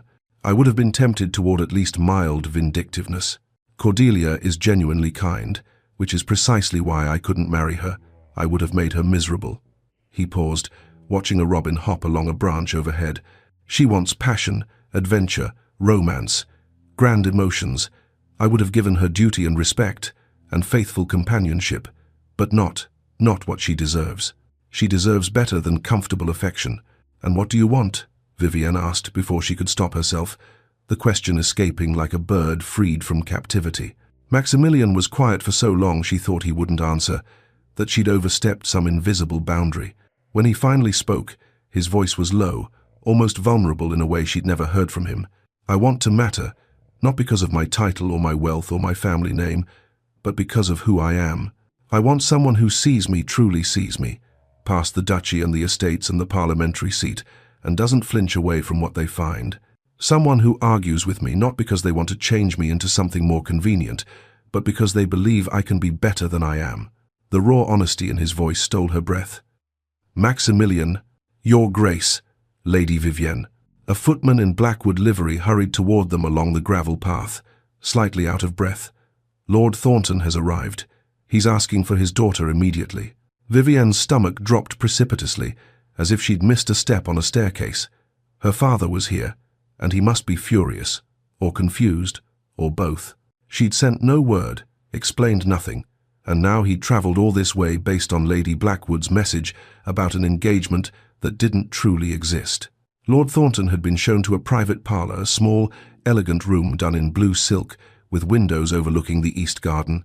Vivienne entered with Maximilian at her side. She'd insisted he come, and he'd agreed without argument, his presence solid and reassuring. Her father looked haggard, older than his 52 years. His face was drawn with exhaustion from the journey and worry, new lines carved around his mouth and eyes. When he saw her, relief and anger warred visibly on his features. "Vivienne, thank God you're safe. I came as soon as I received Lady Blackwood's message about..." His gaze shifted to Maximilian, wariness overtaking other emotions. "Your Grace," Maximilian bowed with perfect correctness. "Lord Thornton, I believe congratulations are in order, are they?" Her father's voice was tight, stretched thin as worn cloth. "I know nothing of this courtship. Yesterday morning I received a message from Lord Calloway, claiming Vivienne had accepted his suit and we should prepare for an engagement announcement. This morning I received a message from Lady Blackwood saying my daughter was courting the Duke of Westmere. What in God's name is happening? Has the entire world gone mad? Papa, I never accepted Lord Calloway's suit, Vivienne said firmly, moving closer to her father. He lied. There was no agreement, no understanding. He fabricated the entire thing to force my hand publicly. But our debts, Vivienne, he bought them, all of them. If you refuse him, he'll call them in immediately, and we'll lose everything. The house, the land, everything your grandfather and his father built will be ruined, destroyed. Which is exactly why Lord Calloway is an unsuitable match, Maximilian interjected, his voice calm but carrying unmistakable authority. He's using financial coercion to force a marriage. That's not courtship, Lord Thornton. That's blackmail, and it's beneath contempt. Lord Thornton sank into a chair as if his legs could no longer support him, suddenly looking broken, diminished. Then what am I to do? We're ruined. I've failed you, failed your mother, failed everyone. No, sir. You're not ruined. Maximilian produced a document from his coat pocket, thick parchment, with an impressive seal, clearly prepared by solicitors. This arrived by express messenger this morning. It's a formal loan agreement. My bank will purchase your debts from Calloway at a reduced rate, which he'll be forced to accept because he's desperate for immediate capital to satisfy his own creditors. You'll repay the loan on reasonable terms over 15 years, secured against your estate but with no threat of foreclosure except in cases of complete default. Your home is safe, your honor intact, your daughter free to make her own choices. Vivienne stared at him, genuinely shocked. You did this? When? You were with me all evening, and this morning. I sent instructions to my solicitor last night after dinner, after Calloway's performance made his tactics abundantly clear. Maximilian looked distinctly uncomfortable under her scrutiny, as if generosity embarrassed him more than cruelty ever could. It's business, nothing more. A sound investment with excellent security. It's not nothing, Vivienne whispered, emotion tightening her throat. It's everything. Lord Thornton read the document with shaking hands, his lips moving silently as he processed the terms. This is extraordinarily generous, Your Grace. The interest rate is half what any bank would charge, the repayment schedule more than fair. But I don't understand. Why would you involve yourself so deeply in our affairs? Why take such risks unless— He looked up sharply, hope and confusion mingling. Unless you truly intend to marry my daughter? Silence fell, heavy and weighted with meaning. This was the question they'd been avoiding, the lie they'd been dancing around. The Duke and I have developed an understanding, Vivienne said carefully, choosing each word as if navigating a minefield. It's early days yet, but there is genuine regard between us. But I have every intention of courting your daughter properly, Maximilian finished smoothly, the lie, if it was still a lie, coming without hesitation. With your permission and blessing, of course. I won't proceed without your consent. Vivienne searched his face for signs of pretense, for the performance she knew this was supposed to be. But his expression was serious, sincere, almost earnest in a way she'd never seen from him. Lord Thornton looked between them, confusion giving way slowly to cautious hope. You're serious? After your public statement at the Worthington ball about her unsuitability? The entire county heard you call her unfit to be anyone's wife. I was wrong, Maximilian said simply, meeting the older man's eyes directly. Your daughter is extraordinary, Lord Thornton. She challenged me to be better, to think beyond my own narrow perspective, and I'm learning that's exactly what I need, what I've always needed but was too proud to recognize. Vivienne's chest tightened painfully. Was he still performing for her father's benefit, or did he mean it? After Lord Thornton left cautiously optimistic, promising to review the loan documents with his own solicitor and to discuss everything with Lady Catherine, Vivienne needed air, needed space to think, needed anything but the confines of Blackwood Manor's elegant rooms. She escaped to the Garden Folly, a small classical temple at the edge of the ornamental pond, its white marble columns reflected in water, still as glass. She stood at the marble balustrade, staring at her own distorted reflection, trying to understand what was happening to her carefully ordered world. She heard his footsteps on the marble steps, knew without looking that it was Maximilian. She'd become attuned to him somehow, could recognize the cadence of his walk, the particular quality of his presence. You didn't have to say all that, Vivienne said without turning around. Not to my father. The loan agreement was more than enough. You didn't need to pretend genuine interest, genuine feelings. he would have accepted the arrangement based solely on financial necessity. I meant what I said. He came to stand beside her at the balustrade, close but not touching, both of them staring at the water. All of it. Did you? She finally turned to face him, searching his expression for truth. Because I'm confused, Maximilian. Is this still pretense? Are we still playing roles to fool Calloway and protect my family? Or has something changed between us? I need to know which performance I'm in. He was quiet for a long moment, his jaw working as if words fought to escape, but couldn't quite find their way. When he spoke, his voice was low, almost vulnerable, stripped of aristocratic certainty. I don't know. I've spent weeks trying to dismiss you from my thoughts, trying to convince myself that what I feel is merely guilt over the Mitchells, or wounded pride over your public challenge, or simple physical attraction that will fade with familiarity. You're inappropriate by every social measure, opinionated in ways that make other men uncomfortable, stubborn to the point of mule-headed absurdity. This is quite the romantic speech, Vivienne interrupted dryly, though her heart was racing. Truly, you should publish a guide to courtship, how to woo a lady by cataloguing her faults. But you're also brilliant in ways that make my carefully constructed arguments crumble, he continued, as if she hadn't spoken, urgency entering his voice.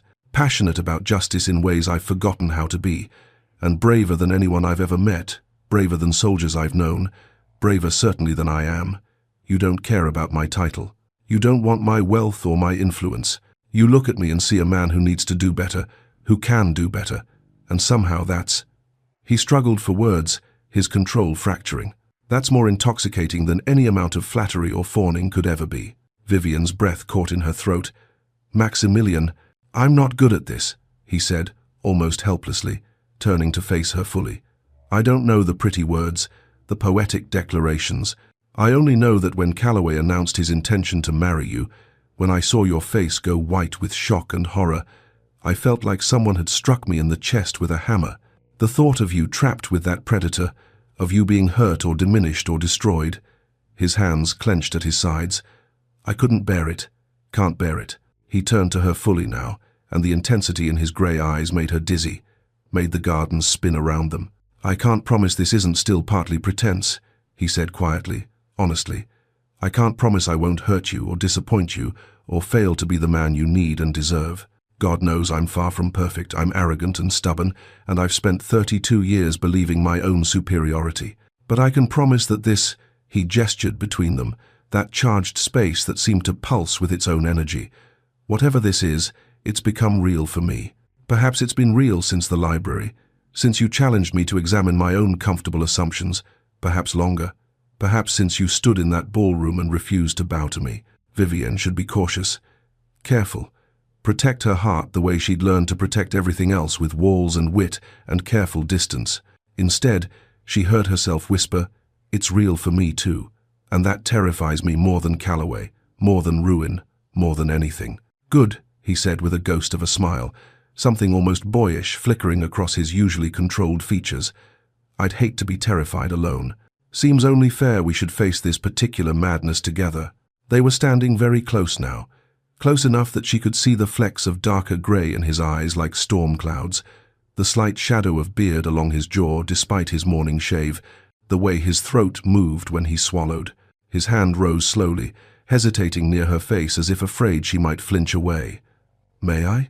he asked quietly, giving her every opportunity to refuse. She nodded, not trusting her voice, barely trusting herself. His fingers brushed her cheek so gentle it almost hurt, a tenderness she hadn't known he possessed.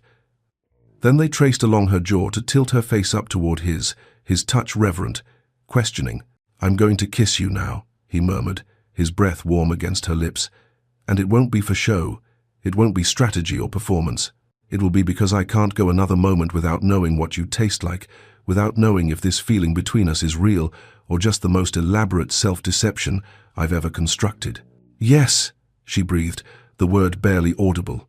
"Yes." His lips met hers, soft at first, questioning, almost tentative. Vivienne rose on her toes, her hands finding his shoulders, solid and warm beneath his coat, and the kiss deepened. It was nothing like the chaste courtship kisses she'd read about in novels, nothing like the careful pecks exchanged at wedding ceremonies. It was heat and hunger and something almost desperate, as if they were both drowning and had found unexpected air. His arms came around her waist, pulling her closer, and she melted into him, into this impossible moment that felt more real than anything in her carefully controlled life. When they finally broke apart, both breathing hard, hearts racing in tandem, Maximilian rested his forehead against hers, his eyes closed. "Well," he said raggedly, his voice rough with emotion. "That was—" "Yes," she managed, equally breathless. "Quite. We should probably return to the house, before we're missed, before this becomes even more scandalous than it already is." "Probably." Neither moved, neither willing to break this moment, this bubble of possibility. Finally, Vivienne stepped back, her fingers rising involuntarily to touch her lips, still tingling from his kiss. "This complicates everything, you realize. Everything we planned." "I know. Calloway will be furious when he learns about the loan. When he realizes we've outmaneuvered him, he'll retaliate somehow. Men like him always do." "I know that too. And your uncle, Lord Pemberton, he'll be appalled that you're courting an impoverished woman with a scandalous reputation instead of someone like Lady Cordelia. He'll make your life difficult." "Almost certainly." Maximilian reached out, taking her hand in his thumb tracing circles on her palm that sent shivers up her arm. "Are you trying to talk me out of this, listing all the reasons this is foolish and impossible?" "I'm trying to make sure you understand what you're risking. Your family's approval, society's good opinion, your political prospects, all of it could be damaged by association with me." "I understand perfectly." His grip tightened slightly, warm and reassuring. "You're worth the risk, Vivienne. All of it, every possible consequence." For the first time in weeks, perhaps months, perhaps years, Vivienne felt something bloom in her chest that might be hope. Fragile, terrifying hope. That evening, as the house party began its final wind-down, as guests prepared for departure the following morning, Vivienne returned to her bedchamber to find a note that had been slipped under her door. The handwriting was unfamiliar, careful copperplate that could have belonged to anyone with education. But the message was crystal clear. "Enjoy your victory while it lasts. The Duke will tire of you soon enough. You're a novelty, nothing more, a social experiment to assuage his guilty conscience. And when he does tire of you, when he returns to his proper sphere and you're left with nothing but broken promises, I'll be waiting. Your family's debts may be temporarily resolved, but I have other means of persuasion. Watch yourself, Lady Vivienne, and watch your mother. She walks alone in the gardens often, doesn't she? Morning constitutionals are so healthful until they're not. Accidents happen so easily, especially to women of a certain age with uncertain footing. No signature." But Vivienne knew exactly who had sent it, could hear Calloway's voice in every threatening word. Her hands shook as she held the note over her bedside candle, watching the paper catch fire, curl, blacken to ash in the porcelain dish. Calloway wasn't finished. The game hadn't ended, it had merely entered a more dangerous phase. And now her mother was at risk. She needed to tell Maximilian, immediately. But as she started toward the door, hand on the knob, she realized with sudden clarity, she was now completely dependent on him. When had that happened? When had she shifted from proud independence to this new state, where her safety, her family's security, even her mother's life, might rest on his continued protection? The thought should frighten her more than it did. The thought should send her running in the opposite direction. Instead, she found herself moving down the corridor toward his chambers, the burned note's ashes still clinging to her fingers like a warning she couldn't quite heed.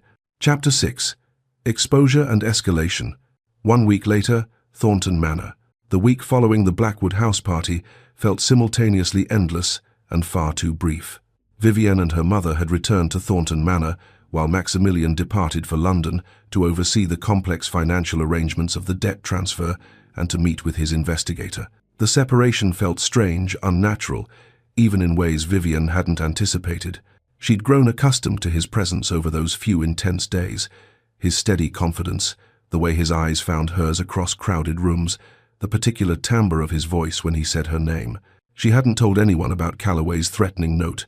Not Eleanor, despite their friendship and Eleanor's own investigations. Not her parents, who had enough worries without adding to them, and despite her better judgment, despite knowing it was foolish, not Maximilian, who would certainly have insisted on immediate action. She told herself she didn't want to worry him unnecessarily, that the threat was likely empty bluster from a wounded man lashing out in impotent rage. But she didn't quite believe her own reassurances. So she watched her mother like a hawk, ensuring Lady Catherine was never alone. Morning walks were undertaken together. Garden visits became joint expeditions. Even trips to the village required Vivian's company, much to her mother's bemused confusion. "Darling, you needn't hover so," Lady Catherine said gently one afternoon as they returned from calling on the vicar's wife. "I'm not an invalid." "I know, Mama. I simply enjoy your company." It wasn't entirely a lie. Eleanor visited daily, bringing news and moral support with the regularity of the Morning Post.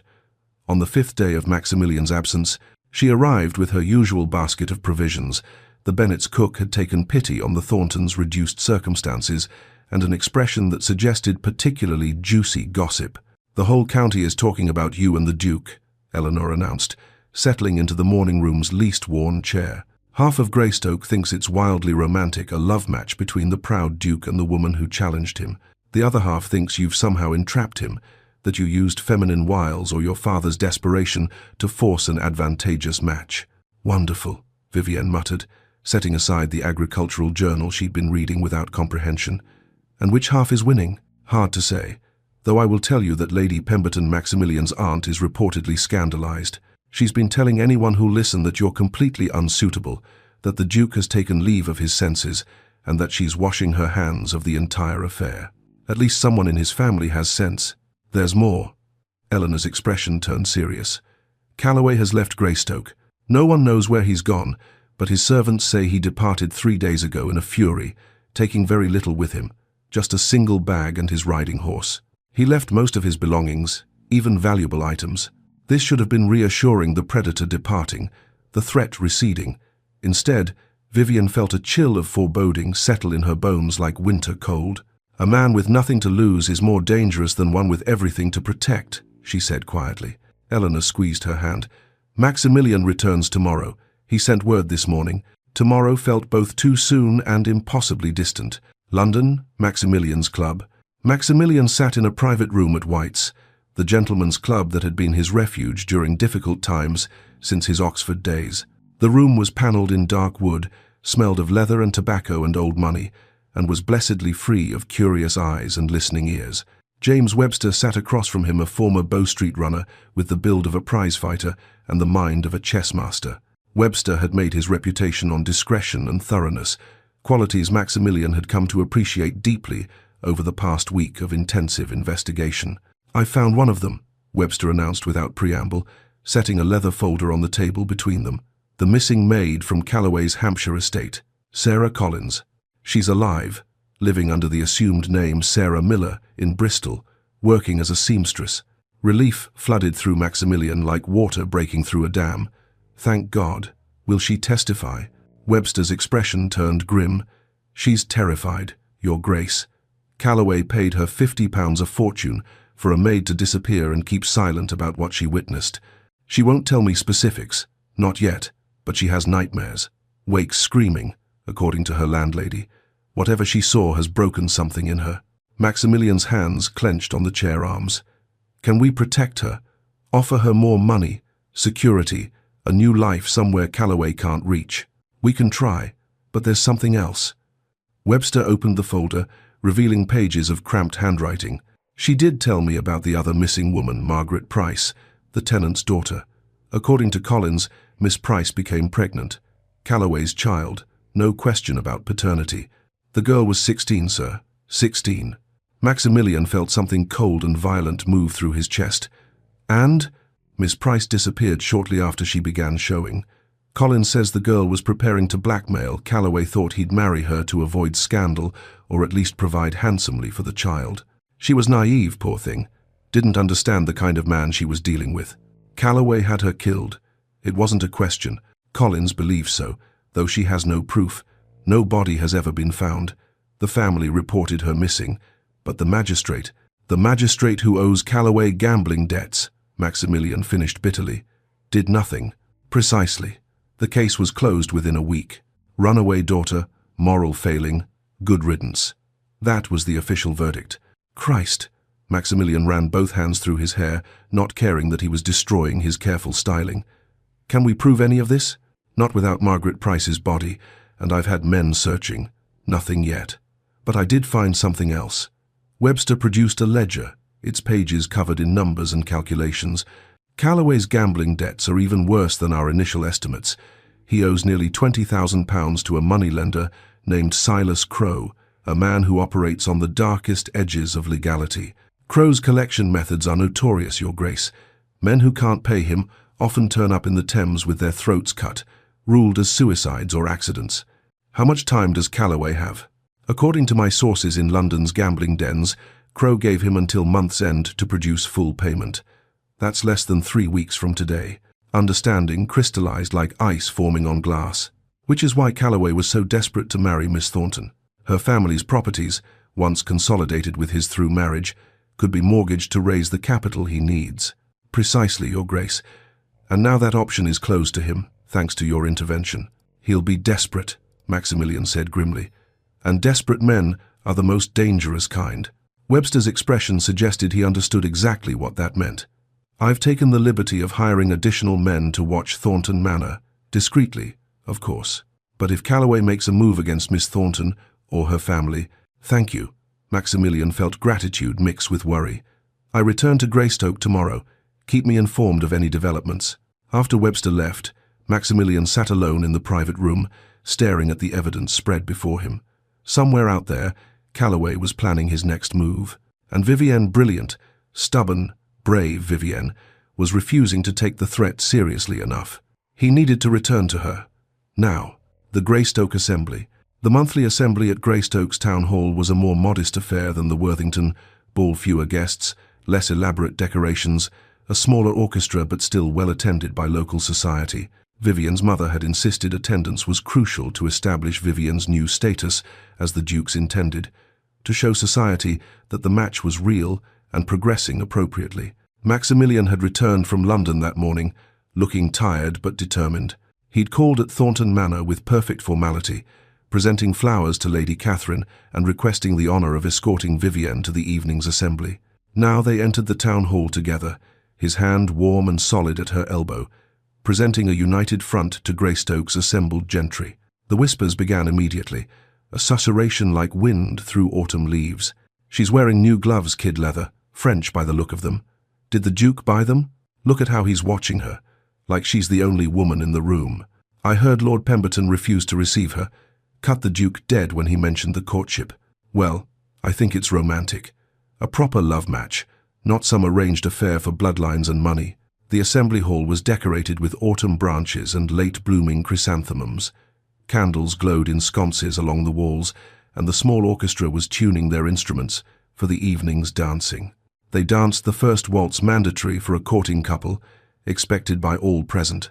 Vivienne had never waltzed with Maximilian in public before, and she discovered he was an excellent dancer, leading with confidence and precision that made her feel graceful despite her nervousness.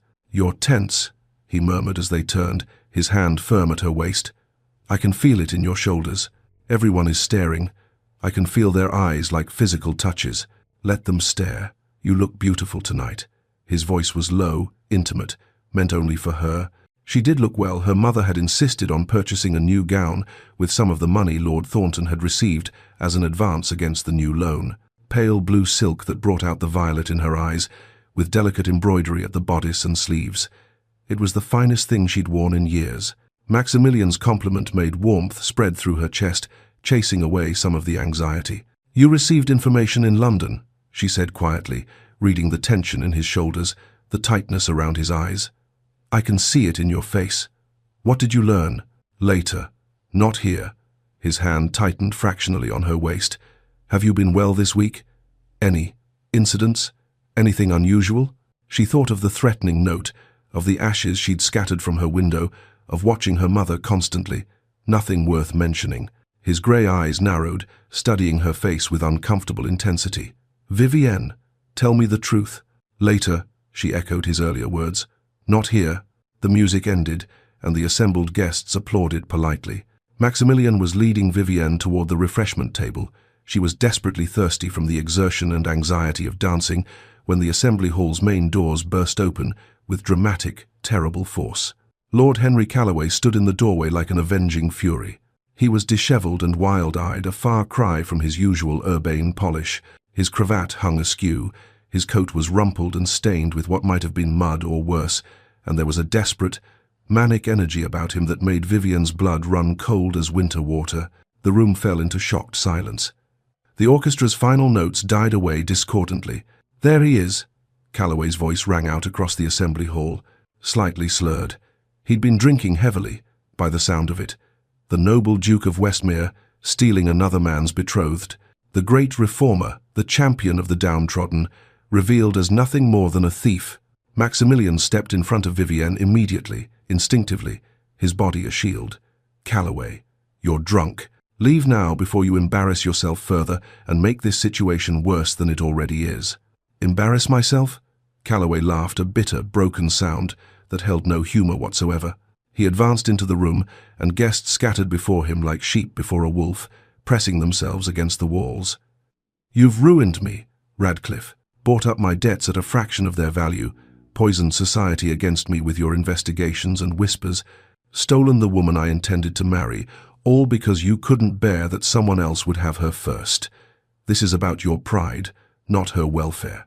I prevented you from trapping an innocent woman through financial coercion," Maximilian said coldly, each word precisely enunciated.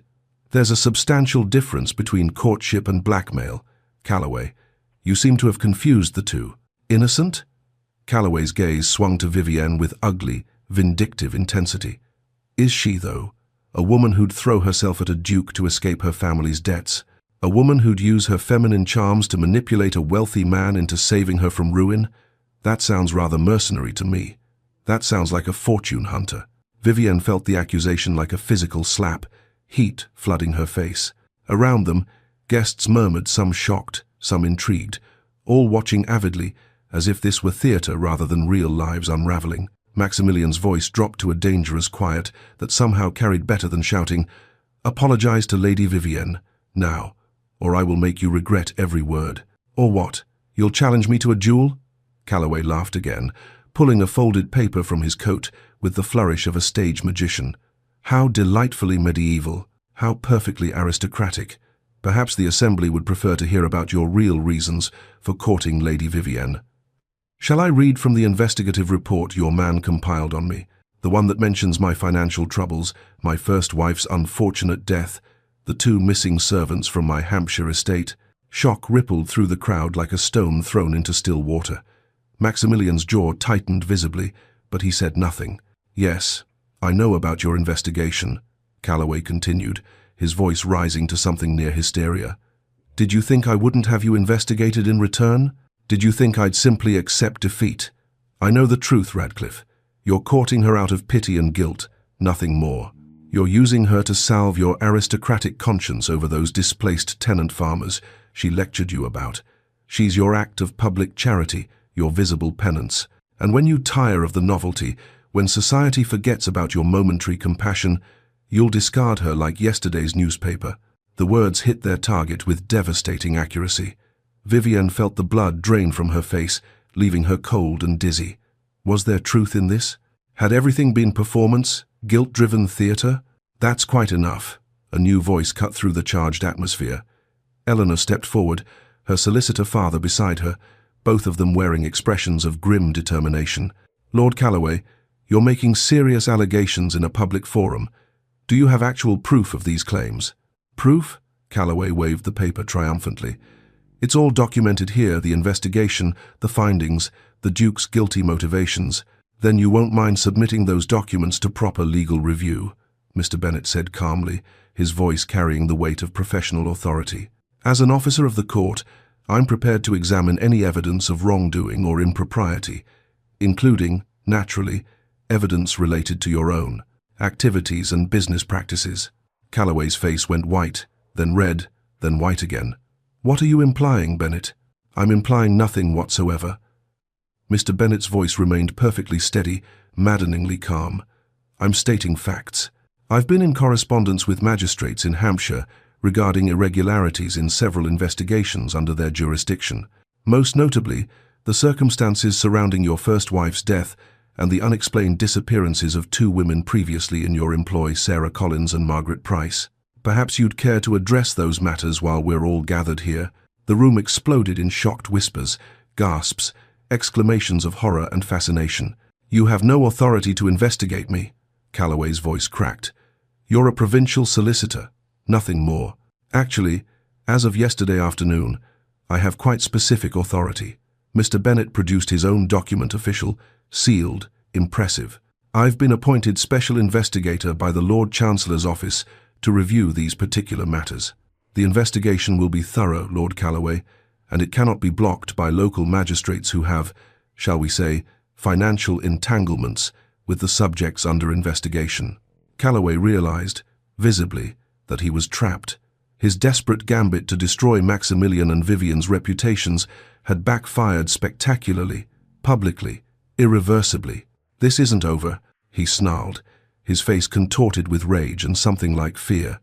"You think you've won? You think this ends here? You don't know what I'm capable of, Radcliffe. You don't know how far I'll go." "Is that a threat, Lord Calloway?" Maximilian's voice was ice and iron. "Made publicly, in front of 50 witnesses? Please, do continue. I'm certain the magistrate would be fascinated to hear you threaten violence." 2 constables entered the hall, summoned by Mr. Bennet earlier. Vivian realized with sudden clarity. This confrontation had been anticipated, prepared for. Stage managed to expose Calloway completely. "Lord Calloway," one constable said with formal courtesy, "you're requested to accompany us to answer questions regarding certain matters in Hampshire. Matters of a serious nature that require immediate clarification." "You can't arrest me." Calloway's voice rose to a near shriek. "I'm a peer of the realm. I have rights, privileges." "We're not arresting you, my lord," the second constable said calmly. "We're inviting you to assist with official inquiries, voluntarily, of course. Though refusing such an invitation would appear somewhat suspicious, wouldn't it? Might suggest you have something to hide." Calloway's wild gaze swept the assembly, taking in the fascinated horror on every face. The judgment, the condemnation, the social death he'd just inflicted upon himself. He'd lost everything in the space of minutes, destroyed himself trying to destroy others. "This is your doing," he spat at Maximilian, spittle flying. "You orchestrated all of this. The investigation, the documents, this public humiliation. I simply provided accurate information to the proper authorities," Maximilian said with devastating calm. "What they chose to do with that information is entirely their concern, not mine. I merely fulfilled my duty as a citizen and a gentleman." As the constables moved to escort Calloway out, each taking an arm as he continued protesting, threatening, unraveling publicly, Vivian felt Maximilian's hand find hers beneath the cover of her skirts and squeeze gently, reassuringly. "Are you all right?" he murmured, his lips barely moving. She nodded, though she was shaking like a leaf in high wind. "Was any of it true? What he said about your motives, about guilt and penance?" His face tightened with something that looked like pain. "We need to talk, privately. There are things I need to tell you, truths you deserve to hear." They escaped to the assembly hall's small terrace, barely more than a balcony, overlooking the street, while Eleanor and Mr. Bennet kept watch to ensure propriety and privacy. The November night was cold, and Vivienne had no wrap, but she barely felt it. Her entire focus was on Maximilian's face, on the truth she was about to hear. "Tell me," she said quietly, her voice steadier than she felt. "All of it.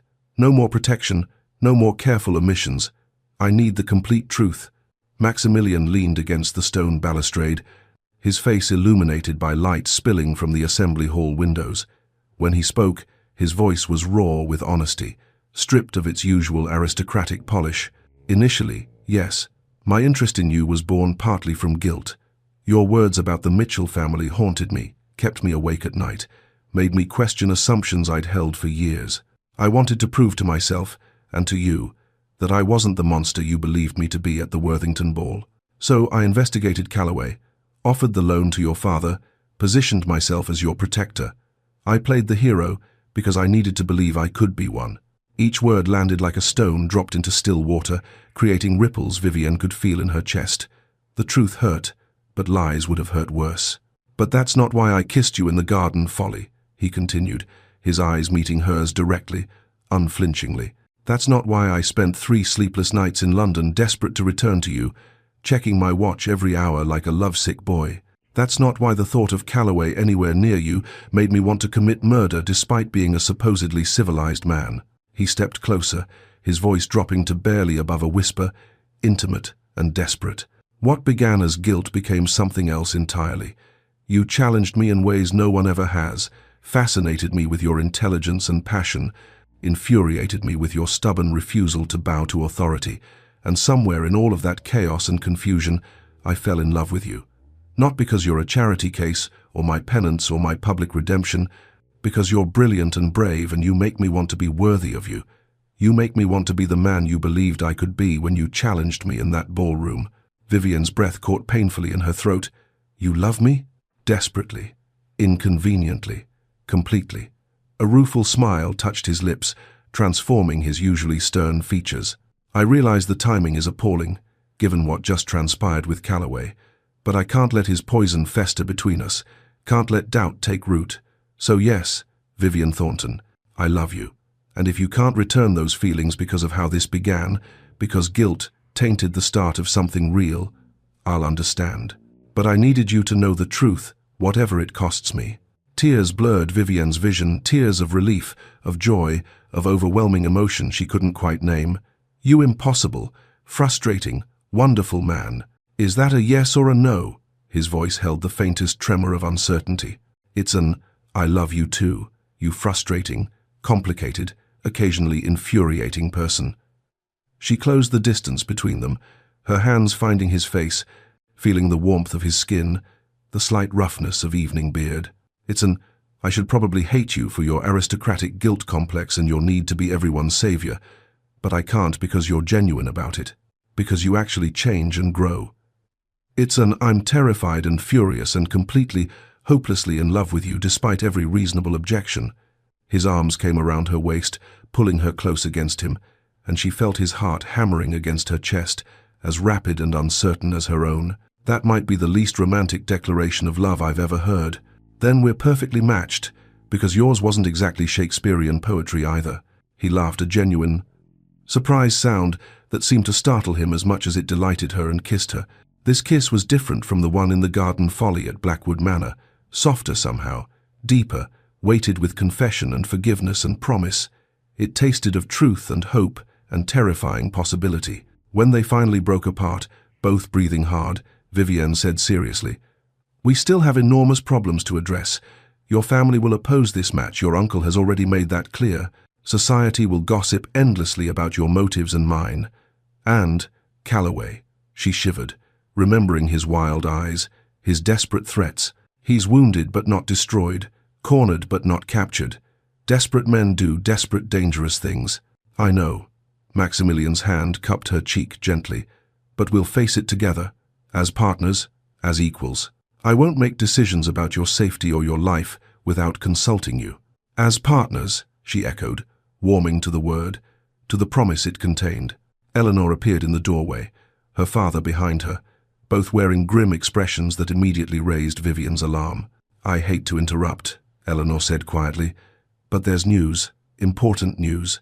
Mr. Bennet stepped forward, his professional composure cracking slightly to reveal worry beneath. "The constables just informed me that Calloway slipped away from them. He claimed he needed to retrieve crucial documents from his lodgings to prove his innocence, and, in the confusion of the street, he gave them the slip. They're searching for him now throughout Greystoke, but in the darkness, in his current state of desperation. But he's desperate and has nothing left to lose," Maximilian finished grimly, his voice flat with certainty. His arm tightened protectively around Vivian. "We need to get you and your mother somewhere safe immediately." "I'm not hiding in fear," Vivian protested, her pride rebelling against the idea. "I won't let him turn me into a prisoner." "I'm not asking you to hide. I'm asking you to be sensible, to recognize genuine danger." Maximilian's voice was strained with barely controlled fear. "Until Calloway is apprehended." A scream cut through the night air, high and terrible. From inside the assembly hall, someone shouted, "Fire! There's a fire in the street. The carriages are burning." They rushed to the front of the building, pushing through confused, frightened guests. Orange flames were engulfing a carriage outside the Thornton carriage, Vivian realized with horror. The fire was intense, deliberately set, spreading rapidly. "Mama!" Vivian's heart stopped. ice flooding her veins. "Where's my mother? Has anyone seen Lady Catherine?" "She went to lie down in the ladies' retiring room," Eleanor said urgently, grabbing Vivienne's arm. "About 20 minutes ago. Said she had a terrible headache from all the excitement." They raced back inside, pushing through the panicked crowd, now fleeing toward the exits. The retiring room was on the ground floor, near the street entrance, perilously close to where the carriage fire burned with unnatural intensity. Smoke was already seeping under the door like malevolent fog. Maximilian reached the door first, tried the handle with desperate urgency. "It's locked." From the outside, someone locked it deliberately. Pure terror flooded Vivienne's body, adrenaline making everything sharp and clear and impossibly slow. "Mama, Mama, can you hear me?" Lady Catherine's voice came through the door, muffled and frightened, but blessedly alive. "Vivienne, Vivienne, I can't open the door. Something's blocking it from outside. I can smell smoke." Maximilian didn't hesitate, didn't waste time with further attempts at the handle. He threw his considerable weight against the door, once, twice, grunting with effort. On the third impact, the wood splintered and gave way. Furniture had been piled against it from the outside chairs. A small table, deliberately barricading Lady Catherine inside. They pulled her out just as flames began licking hungrily at the retiring room's curtains, smoke billowing in choking clouds. Outside, the fire brigade arrived with clanging bells, men shouting orders, chaos of water and smoke and fear. Lady Catherine coughed violently, clutching Vivienne with shaking hands. Her face was pale as death, her eyes wide with shock. "A man there was a man who came to me during the assembly. He said someone wanted to speak with me privately, that it was important, concerning Vivienne. He seemed respectable, concerned. He led me to the retiring room, and then I heard the door lock, heard furniture scraping, and I couldn't get out. I couldn't see his face clearly in the dim light, but his voice." "Calloway," Maximilian said grimly, certainty in his voice. "He tried to make good on his threat. The note you received, Vivienne, he wasn't bluffing." Vivienne's rage was incandescent, burning hotter than the flames being doused by the fire brigade. "He tried to murder my mother. He tried to kill her." "He tried to kill you both," Eleanor corrected quietly, pointing to the still burning carriage wreckage. "You would have left in that carriage after the assembly. The fire would have spread from there to the building while you were retrieving your mother. If she'd been trapped in that room much longer, if the smoke had been thicker. She didn't finish. She didn't need to." Vivienne understood perfectly. Calloway had planned a double murder trap her mother, burn the carriage, let chaos and smoke and fire do his work while he disappeared into the night. It was calculated, monstrous, and it had nearly worked. The fire was eventually contained through the heroic efforts of Greystoke's volunteer fire brigade. The damage limited to the Thornton carriage destroyed completely, and one wall of the assembly hall. No one else had been hurt, but the shock rippled through Greystoke like an earthquake's aftershocks. Maximilian refused to leave Vivienne's side, his protective instinct overriding all social convention. He insisted, demanded, really, brooking no argument, that the Thornton women stay at Radcliffe Hall under his direct protection, with his guards, until Calloway was apprehended. Lord Thornton, arriving at the scene just as the fire was being extinguished, agreed immediately, too shaken to raise objections about propriety. As dawn broke over Radcliffe Hall, painting the Yorkshire countryside in shades of pink and gold, Vivienne stood at the window of her guest chamber, a beautiful room done in rose and cream that would have delighted her under different circumstances. She was still wearing her singed ball gown, unable to think about changing, unable to think about anything except how close she'd come to losing her mother. Maximilian found her there. He was equally disheveled, his coat discarded, his shirt stained with smoke and effort. Neither of them had slept, neither could. "I should never have let him walk away from that assembly hall," Maximilian said quietly, standing beside her at the window. "I should have had the constables arrest him immediately. Consequences be damned." "On what legal grounds?" "At that point, we had suspicions and investigations, not proof of actual crimes." Vivienne turned to face him. "This isn't your fault, Maximilian. The blame belongs entirely to Calloway. He's targeting you because of me, because I interfered in his plans, because I exposed his secrets. He's targeting me because I'm a convenient victim, and he's a monster who sees women as property to be acquired or destroyed. That's not the same thing as this being your fault." She took his hand, lacing their fingers together. "But this does change everything. I won't pretend otherwise. As long as Calloway is free and desperate, everyone around me is in mortal danger. Which is why you're staying here, under guard, until he's found and arrested. I can't live in a cage, Maximilian. Even a gilded one. I'm not asking you to live in a cage. His voice broke slightly, control fracturing to reveal raw fear beneath. I'm asking you to let me protect you, to let me keep you safe. I can't lose you, Vivienne. Not when I've just found you. Not when I've just discovered what it means to love someone more than duty or honor or pride. Vivienne rose on her toes and kissed him gently, tasting smoke and fear and desperate love. You won't lose me. I'm rather difficult to get rid of permanently, in case you hadn't noticed. I'm stubborn that way. I've noticed. His arms came around her, holding her as if she might disappear. It's one of the many, many reasons I love you. Outside the door, Eleanor kept faithful watch, ensuring propriety even in crisis. Mr. Bennet had departed to coordinate with the constabulary and magistrates. Lord Thornton paced in the library, alternating between fury at Calloway and overwhelming gratitude to Maximilian. And somewhere in the Yorkshire countryside, Lord Henry Calloway ran hunted, desperate, dangerous, and utterly without hope or mercy. The game had become deadly. The stakes were life and death now, not merely reputation and fortune. But Vivienne and Maximilian were no longer playing alone. They had allies, evidence, love, and each other. The question that remained, hanging in the air like smoke, would it be enough? Chapter 7. The Reckoning and the Proposal. Radcliffe Hall had become a fortress in all but name. Armed guards patrolled the grounds in shifts, their boots crunching on gravel paths, their eyes scanning the tree line for any sign of intrusion. Visitors were carefully screened at the gates, their credentials examined, their purposes questioned. Even tradesmen delivering provisions found themselves subjected to thorough inspection before being admitted to the estate. Vivienne chafed at the restrictions like a bird in a gilded cage. She understood their necessity, understood that Calloway, cornered and desperate, represented genuine danger, but understanding didn't make the confinement easier to bear. She found herself pacing the library, the drawing room, the corridors, restless energy finding no outlet. Maximilian had barely slept since the fire at the assembly hall. Dark circles shadowed his grey eyes, and his usual immaculate appearance showed signs of strained cravat, tied hastily, coat wrinkled from hours of wear, hair dishevelled from running his hands through it during moments of frustration. He'd been coordinating with magistrates across 3 counties, sending and receiving dispatches at all hours, building a legal case that would ensure Calloway faced justice for his crimes. James Webster had returned from Bristol the previous evening with Sarah Collins's written testimony pages of careful handwriting detailing what she'd witnessed in Calloway's household, sworn before a magistrate and notarized properly. Mr.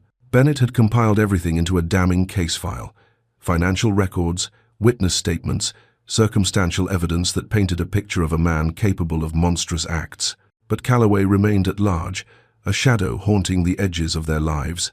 On the 3rd morning, as Vivienne and Maximilian sat in the morning room, reviewing correspondence and legal documents, a commotion at the front entrance announced an unexpected arrival.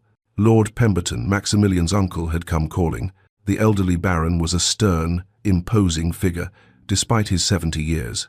He was dressed in old-fashioned black that seemed to absorb light, and he carried an ornate walking stick he clearly didn't need, wielding it more as a symbol of authority than a physical aid. His face was carved from the same unforgiving stone as his principles. He found them together, heads bent over paperwork, Vivienne's hand resting casually on Maximilian's arm as she pointed to something in a document. The picture of intimate partnership rather than proper courtship. Maximilian, a word, in private. Lord Pemberton's voice carried the expectation of immediate obedience that had cowed Maximilian as a boy. Anything you have to say to me can be said in front of Vivienne, Maximilian replied calmly, not rising from his seat, not showing the deference his uncle expected. She's my intended wife. She has every right to hear whatever concerns you've brought to my home. Lord Pemberton's lips thinned with disapproval until they nearly disappeared. Very well, since you insist on this. Display. Have you completely lost your senses, Maximilian? Courting a woman with no fortune, no significant family connections, and a reputation for public impertinence? Your parents would be absolutely appalled by this match. On the contrary, Maximilian said coolly, setting down his pen with deliberate precision, My mother would have adored Vivienne.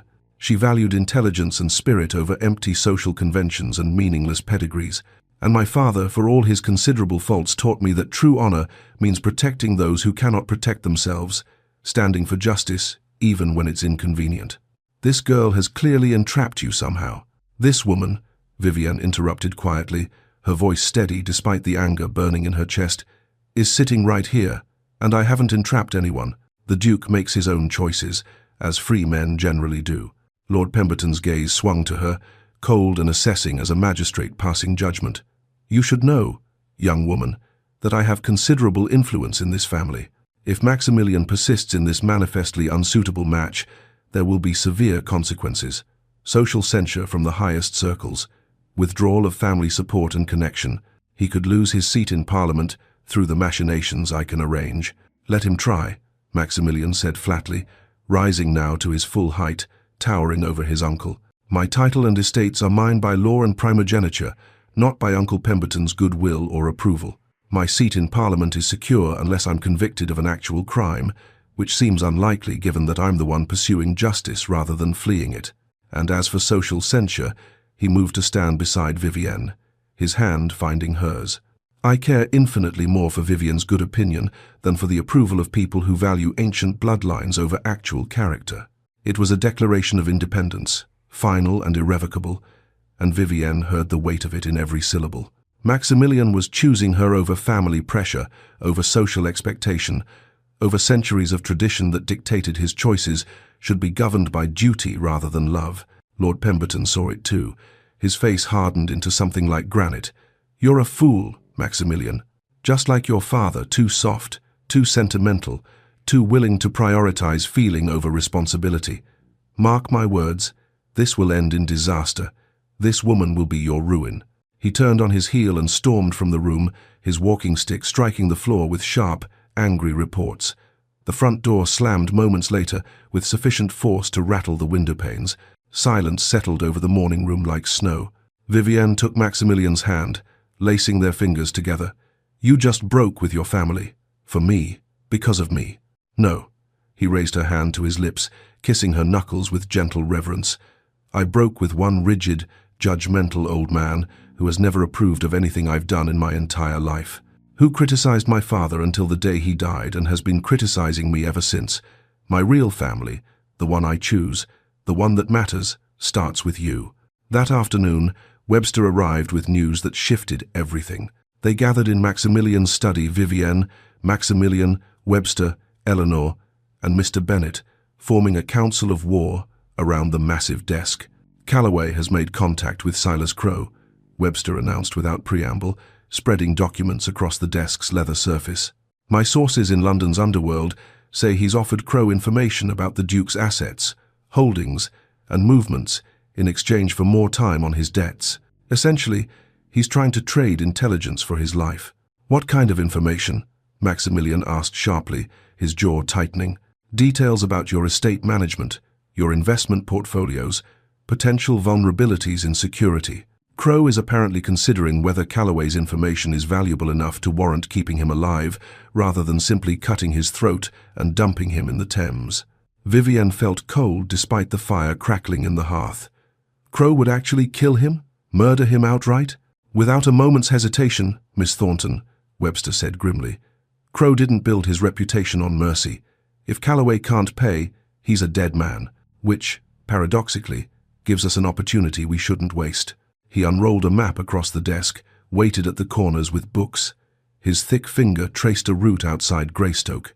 Crowe has agreed to meet Calloway tomorrow night at midnight at this location, an abandoned mill about 3 miles outside town.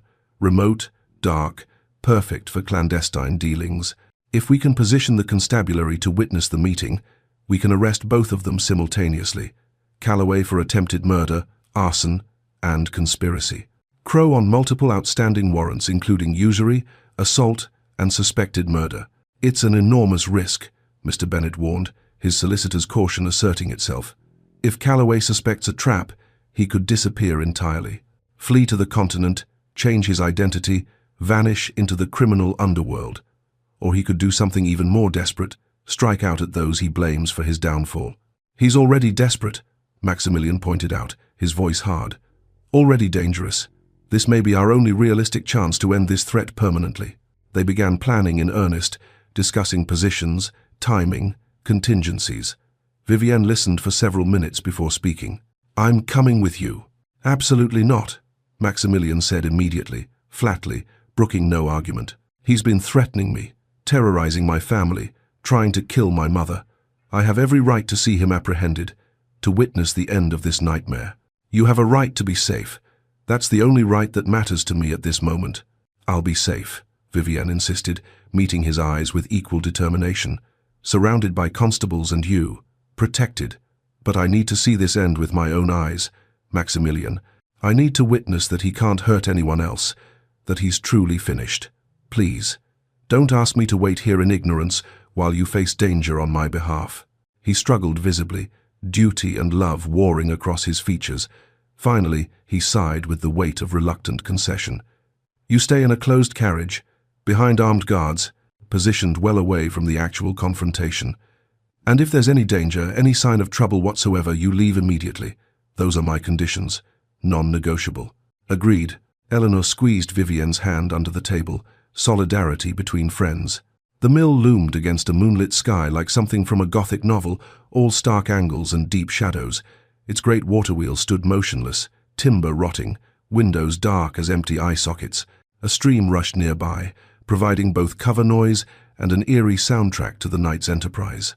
Vivienne waited in a closed carriage with Eleanor, positioned on the far side of the mill with 2 armed guards stationed outside. The carriage windows were covered, but a small gap in the curtain allowed her to see the mill's silhouette against the stars.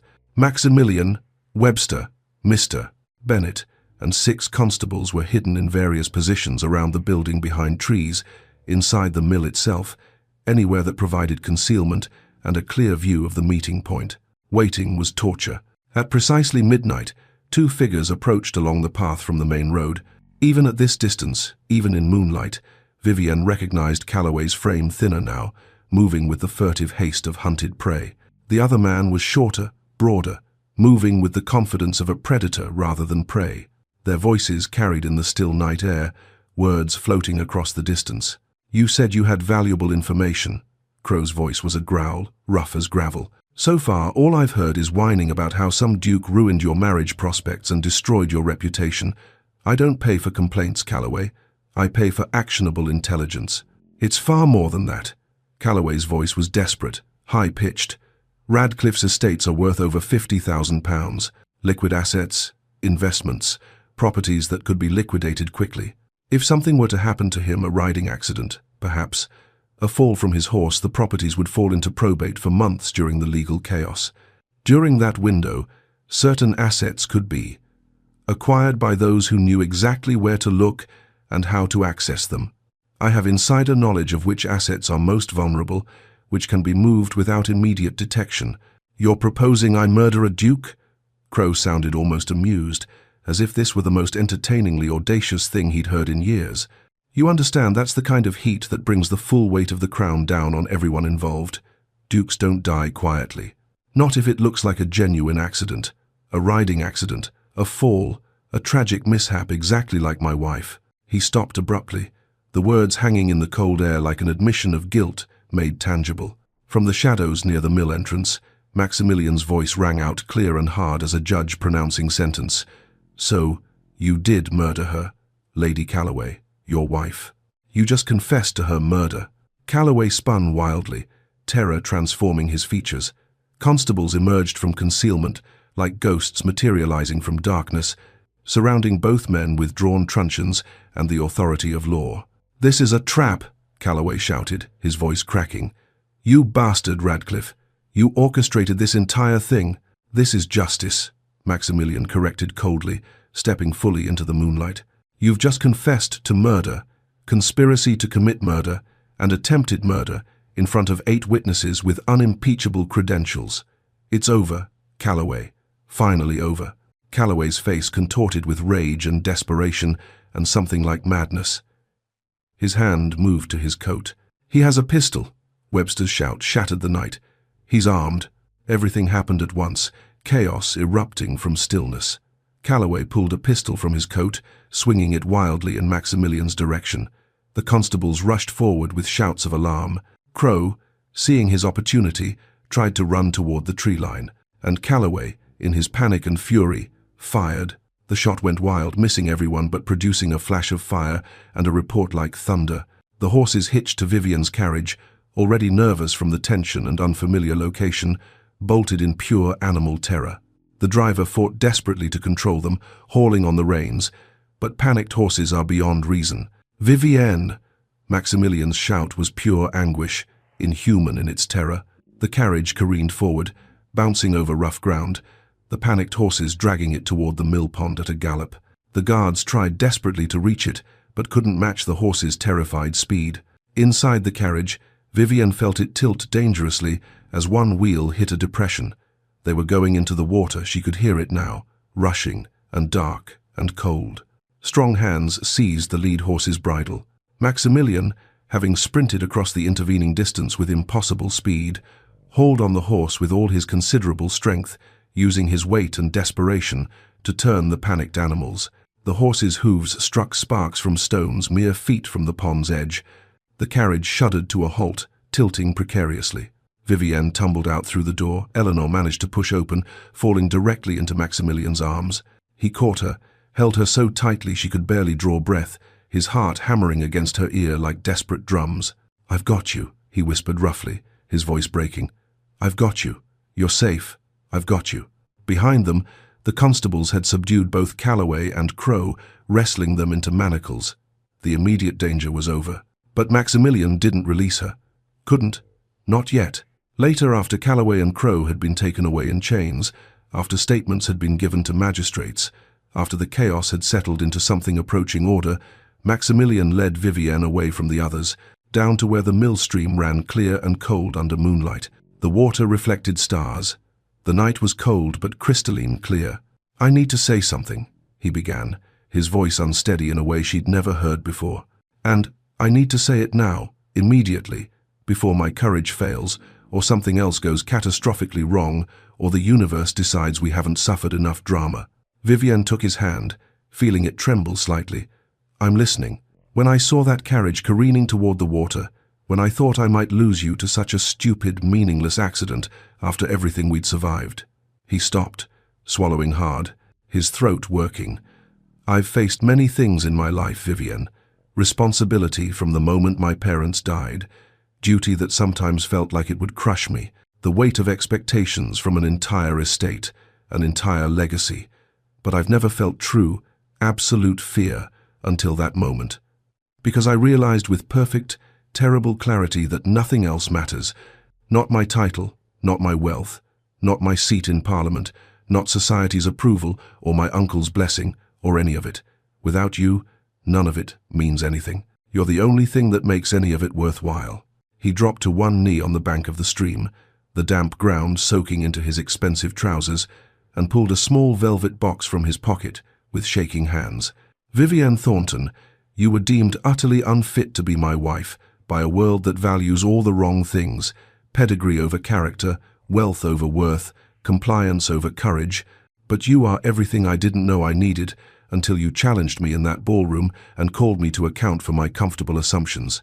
You challenge me, inspire me, infuriate me, and make me want to be worthy of you every single day. I love you with everything I am and everything I hope to become. Will you marry me?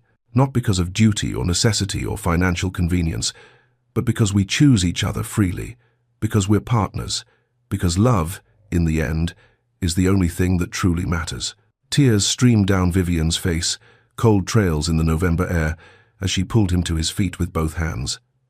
"You impossible, wonderful, occasionally idiotic man. Yes, yes, of course, yes, 1,000 times yes." The ring he slid onto her finger was a sapphire surrounded by small, perfect diamonds, his mother's ring, exactly as he'd once mentioned. It caught the moonlight and seemed to glow with its own internal fire, blue as twilight, blue as her eyes. Their kiss was witnessed only by the stars and the rushing stream and perhaps a curious owl in a nearby tree. But it was perfect. Not tentative or performative or calculated for social advantage, but full of promise and certainty, and the terrifying hope that comes with choosing love over safety. When they finally returned to the others, walking hand in hand like conspirators sharing a magnificent secret. Eleanor took one look at Vivian's face and squealed with uncharacteristic lack of restraint. Mr. Bennet offered dignified congratulations, tinged with genuine warmth. Even the guards smiled, pleased to have witnessed something good emerge from the night's danger. Lord Thornton, who had arrived during the chaos and been filled in on events, pulled Maximilian aside while the others congratulated Vivienne. "You'll take care of my daughter?" It was both question and demand. "With my life," Maximilian promised without hesitation. "She'll want for nothing." "I wasn't talking about money or material comfort," Lord Thornton said quietly, his tired eyes searching Maximilian's face. "I meant her happiness, her freedom to be herself, to speak her mind, to challenge and grow. Can you promise me that?" "Especially that," Maximilian agreed with absolute sincerity. "That most of all." As dawn broke over Yorkshire, painting the sky in shades of gold and rose and promise, Vivienne and Maximilian stood together in his study, watching the sunrise through windows that overlooked the estate's grounds. "We still have considerable challenges ahead," Vivienne murmured, leaning against his solid warmth. "Your uncle's active disapproval, society's endless gossip and speculation, learning how to actually be partners rather than just romantic lovers, navigating married life when we've only known each other for weeks." "I know." His arm tightened around her waist, possessive and protective and tender all at once. "But we'll face it together. We've already faced attempted murder, arson, social ruin, and your mother's kidnapping. Surely marriage can't be more difficult than that." "Have you?" She looked up at him with teasing eyes, her fear finally beginning to recede. "I seem to recall you once thought me utterly unfit to be anyone's wife, called me impertinent and presumptuous in front of half of Yorkshire. I was a complete and utter idiot." "You were. But I'm your idiot now, entirely and exclusively yours." "You are." She rose on her toes and kissed him softly, tasting promise and future and home. "And I wouldn't have it any other way, even when you're being insufferably aristocratic." Outside, Radcliffe Hall was waking to a new day. Servants began their morning routines with the comfortable rhythm of long practice. Birds sang in the gardens, celebrating sunrise and survival and the simple fact of another day.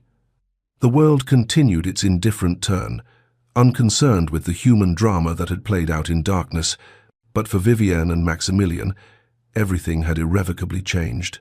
What had begun in anger and wounded pride, in a ballroom confrontation that scandalized society, had transformed, through challenge and growth, into love and genuine partnership. What society had deemed impossible, a match between a proud duke and an impoverished woman who refused to know her place, had become not just possible, but inevitable, right in ways that transcended social convention. And the duke, who had once publicly declared a spirited, opinionated woman unfit for marriage, had discovered she was, in fact, perfectly fit, perfectly suited, perfect. For him. Chapter 8. The Wedding and Ever After. Winter had settled over Greystoke with the kind of crystalline beauty that transforms even the mundane into something magical. Snow blanketed the Yorkshire countryside in undulating drifts of white that glittered like crushed diamonds under pale sunlight. Icicles hung from eaves like nature's chandeliers, and the world seemed wrapped in a hushed, expectant silence, the particular quiet that comes when snow muffles all sound and makes the familiar landscape strange and new. The wedding would be held at St. Michael's Church in the heart of Greystoke, followed by a reception at Radcliffe Hall. Despite the scandalously brief engagement, 6 weeks was practically indecent by society's standards, fodder for endless gossip. The preparations had consumed those weeks in a whirlwind of decisions, fittings, guest lists, and 1,000 details that seemed simultaneously crucial and absurd. Now, on the morning of her wedding day, Vivienne stood in her childhood bedroom for the last time as Miss Thornton. The room was exactly as it had been throughout her girlhood, faded wallpaper depicting pastoral scenes, a window seat where she'd spent countless hours reading forbidden books, a wardrobe holding gowns that had seen better days.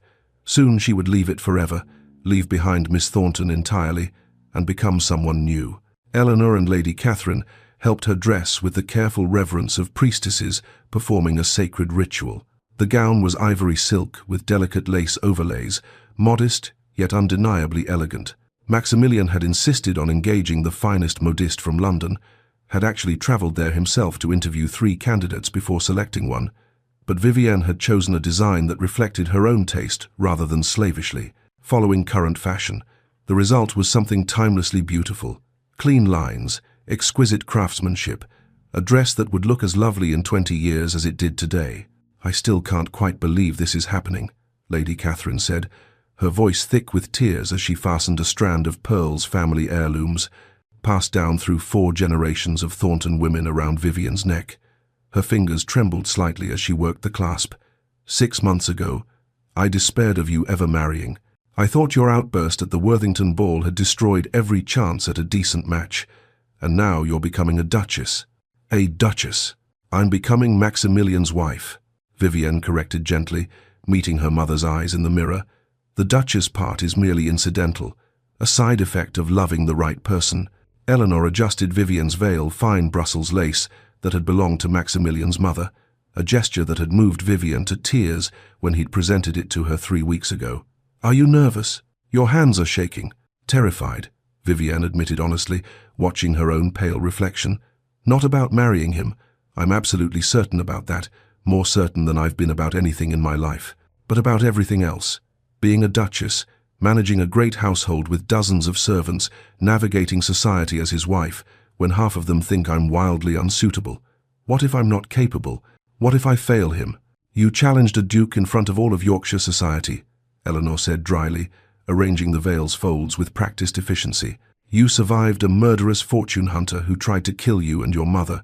You've already proven you can handle absolutely anything life throws at you, including stubborn aristocrats with guilt complexes." Vivienne laughed despite her nerves, the sound breaking the tension. "When you put it that way." "Exactly." Eleanor squeezed her hand. "Now stop worrying and go marry that man before he wears a hole in the church floor from pacing." St. Michael's was a medieval church, all grey stone and soaring arches, transformed for the occasion into something from a fairy tale. Winter greenery, holly and ivy, and pine boughs adorned every surface, their deep green a striking contrast against ancient stone. White roses, Vivienne's favourites, though they'd cost a small fortune in December, filled massive arrangements at the altar and along the aisles. Candles glowed in every window and sconce, hundreds of them, warming the cold stone interior and filling the air with the scent of beeswax and roses. Maximilian stood at the altar in full formal dress, outwardly the picture of aristocratic composure, inwardly a churning mass of nerves that threatened to overwhelm his carefully maintained control. His hands, clasped behind his back where no one could see, were actually trembling. Lord Richard Ashford, Lady Cordelia's brother and one of Maximilian's few genuine friends, stood beside him as witness, looking entirely too amused by Maximilian's barely concealed anxiety. "You look like you're facing a firing squad rather than your own wedding," Richard murmured sotto voce, a smile playing at his lips. "Having second thoughts? It's not too late to flee through the vestry door." "Not a single second thought," Maximilian replied through clenched teeth, his jaw tight with tension. "But that doesn't mean I'm not absolutely terrified of disappointing her, of being less than she deserves, of failing to be the partner she needs. The woman who publicly called you out for your privilege and displacement of tenant farmers, who challenged your most fundamental assumptions, and then somehow fell in love with you anyway." Richard shook his head with genuine fondness. "I think you'd have to work extraordinarily hard to disappoint her, old friend. She knows exactly what she's getting, flaws and all." The church was surprisingly full. Over 200 guests packed the pews. Many had come out of sheer curiosity, eager to witness the scandalous conclusion of Greystoke's most talked-about romance. But many others had come out of genuine goodwill, moved by a story that had transformed from scandal into something that looked remarkably like a fairy tale. The tide of public opinion had shifted dramatically over the past weeks. What had once been deemed wildly inappropriate now struck people as refreshingly romantic. Even some of Maximilian's extended family were present, though conspicuously absent was Lord Pemberton, who had apparently left Yorkshire entirely rather than witness his nephew's disastrous marriage. Lady Cordelia sat in the third row, genuinely smiling, radiant with happiness. She'd become engaged to Captain James Harrington of the Royal Navy just 2 weeks ago, and the match seemed to suit her perfectly, all the adventure and passion she'd wanted, with a man who could give her the grand love story she deserved. The organ began the processional with a swell of sound that filled the ancient church. Maximilian's breath caught painfully in his throat. Vivienne appeared at the far end of the aisle on her father's arm, and the entire church seemed to hold its collective breath. Lord Thornton looked proud despite his age and recent worries, his back straight, his step careful but steady, but Maximilian barely registered him. He had eyes only for Vivienne. She was beautiful not in the conventional way society typically prized, not the porcelain doll perfection of faces painted on to please, but in a way that was uniquely, essentially hers. Intelligence shone in her violet eyes, even from this distance. Determination marked the set of her jaw, that stubborn tilt he'd come to love. And love unmistakable, overwhelming love, radiated from the way she looked at him, as if he were the only person in the entire crowded church. Their eyes met and held as she walked toward him. The church, the watching guests, the world itself seemed to fade into insignificance. There was only Vivienne, walking toward him, choosing him, becoming his. When Lord Thornton placed Vivienne's hand in Maximilian's, that moment of transfer, of trust, the older man whispered urgently, "Take care of her heart. It's far braver than she knows, and more fragile than she'll ever admit." "I will," Maximilian promised, his voice rough with emotion. "With my life, every day. I swear it." The vicar, a rotund man with kind eyes who'd known the Thornton family for decades, began the ancient ceremony. The traditional words took on new weight, new meaning, when applied to their particular story. "Dearly beloved, we are gathered here in the sight of God and in the face of this congregation to join together this man and this woman in holy matrimony, which is an honorable estate, instituted of God." When the moment came for vows, Maximilian's voice was steady but raw with emotion he made no attempt to hide. "I, Maximilian Edward Radcliffe, take thee, Vivienne Catherine Thornton, to be my wedded wife, to have and to hold, from this day forward, for better, for worse, for richer, for poorer, in sickness and in health, to love and to cherish, till death do us part. This is my solemn vow." Vivienne's eyes shone with unshed tears as she responded, her voice clear and certain. "I, Vivienne Catherine Thornton, take thee, Maximilian Edward Radcliffe, to be my wedded husband, to have and to hold, from this day forward, for better, for worse, for richer, for poorer, in sickness and in health, to love and to cherish, till death do us part. This is my solemn vow." The ring he slid onto her finger was a new one, a simple gold band, to accompany his mother's sapphire engagement ring. But simple on the outside didn't mean simple within. Engraved on the inside, where only she would see, were 4 words, "You were always fit." Later, when she discovered the inscription in private, she would weep. "You may kiss your bride." Maximilian cupped her face gently with both hands, mindful of all the watching eyes, mindful that this moment would be discussed and dissected for weeks to come, and kissed her with such tender reverence that several guests, even the cynical ones, sighed audibly. It was not a passionate kiss, not theatrical, but something deeper, a promise made physical, a commitment sealed. When they broke apart, Vivienne whispered for his ears alone, "Hello, husband." "Hello, wife," he whispered back, and the simple words felt more momentous than any grand declaration. Radcliffe Hall had been transformed into something from a winter fairy tale. Evergreen boughs wound around banisters and doorframes. White roses impossibly expensive in December, requiring 3 separate shipments from London hothouses, adorned every surface. The great hall glowed with the warmth of 100 candles and 3 massive fireplaces. A feast had been laid that would have impressed royalty. Roasted game birds, beef Wellington, salmon in aspic, winter vegetables prepared in a dozen ways, elaborate pastries and confections that were more art than food. But the true transformation, the detail that scandalized some guests and moved others to tears, was in the guest list. Mixed among the aristocrats and country gentry were tenant families from the Radcliffe estates, the very people who had benefited from the reforms Maximilian had implemented over the past months. The Mitchells were there, including Mr. Mitchell himself, who had been given a position managing the new tenant school and looked 10 years younger for having purpose again. Other families who had received fair leases, improved housing, and access to education sat at tables alongside their landlord, breaking centuries of rigid social hierarchy. It was wildly unconventional. Some of the more traditional guests were visibly scandalized, whispering behind fans and gloves. Maximilian didn't care even slightly. During the wedding breakfast, as the first courses were being served, He stood to give the traditional speech. The room quieted immediately, attention focusing on the Duke. "My friends, family, and honored guests," he began, his voice carrying easily across the great hall. "6 months ago, if you had asked me what a duke's duty entailed, I would have given you a very specific answer. I would have told you that our duty is to maintain tradition, preserve the established social order, and marry appropriately, by which I meant someone with the right bloodlines, the right family connections, the right fortune to enhance our estates." He paused, looking down at Vivienne seated beside him, her hand warm in his. "Then I met a woman who systematically challenged every assumption I'd ever held about duty, about responsibility, about what truly matters. She looked at my privilege and saw not entitlement but responsibility.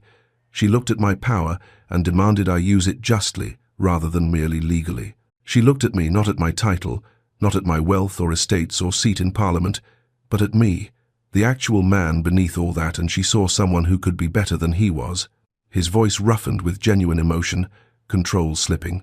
"Vivienne Radcliffe, and yes, I will never ever tire of saying that name is the bravest, most brilliant woman I have ever known. She was deemed utterly unfit to be my wife by standards that prized obedience over intelligence, decorative silence over courageous speech, passive compliance over active character. But she is perfectly fit, perfectly suited. Perfect, full stop." He raised his glass, and 200 guests followed suit. "To my wife, who makes me want to be worthy of her every single day of my life. And to all of you who have joined us today, thank you for witnessing the beginning of our adventure together." "To the Duke and Duchess," the crowd echoed, glasses raised high. Vivienne rose then. Surprising everyone, tradition dictated that brides remained modestly seated during toasts. Several guests gasped audibly. "I'm going to break with tradition," she said, her voice clear and strong, carrying the same conviction it had carried when she'd challenged Maximilian in that ballroom months ago. "Because my husband has taught me that some traditions deserve breaking, that some rules exist only to be questioned." Smiles spread through the crowd, murmurs of approval. "6 months ago, I made what society called a scene at a ball. I publicly challenged a duke, questioned his assumptions, and he responded by calling me unfit to be anyone's wife." She paused, letting that sink in. He wasn't entirely wrong. I was unfit for the kind of wife he thought he needed at the time. Decorative, docile, unchallenging, existing merely to reflect well on him. She looked at Maximilian with such transparent love that it took his breath away. But it turns out he didn't need that kind of wife at all. He needed a partner, an equal, someone who would love him not, despite his flaws, but with full knowledge of them, who would challenge him to grow while supporting the best parts of who he already was. And that I can do, that I choose to do, freely and gladly, every day, for the rest of our lives. She raised her own glass, the gesture mirroring his, "To my husband, who proved that even dukes can learn, can grow, can change when they're brave enough to question themselves, and to partnership in marriage, in justice, and in love." The applause was thunderous, genuine, moving. When the ballroom doors opened to reveal the musicians and space for dancing, Maximilian led Vivienne to the center of the floor for their first dance as husband and wife. The waltz was slower than the one they'd danced at, that fateful assembly, more intimate, more weighted with meaning. Vivienne fit perfectly in his arms, as if she'd been designed specifically to rest against his shoulder just so. "Happy," he murmured against her hair. "Deliriously, impossibly happy. You? More than I ever thought possible. More than I knew how to imagine." He twirled her gently, and she laughed, a sound of pure, uncomplicated joy. "Though I'm still half expecting someone to pinch me and wake me from this dream. This is real," she promised, her hand tightening on his shoulder. "We're real. This happiness is real and earned and ours. Thank God for that."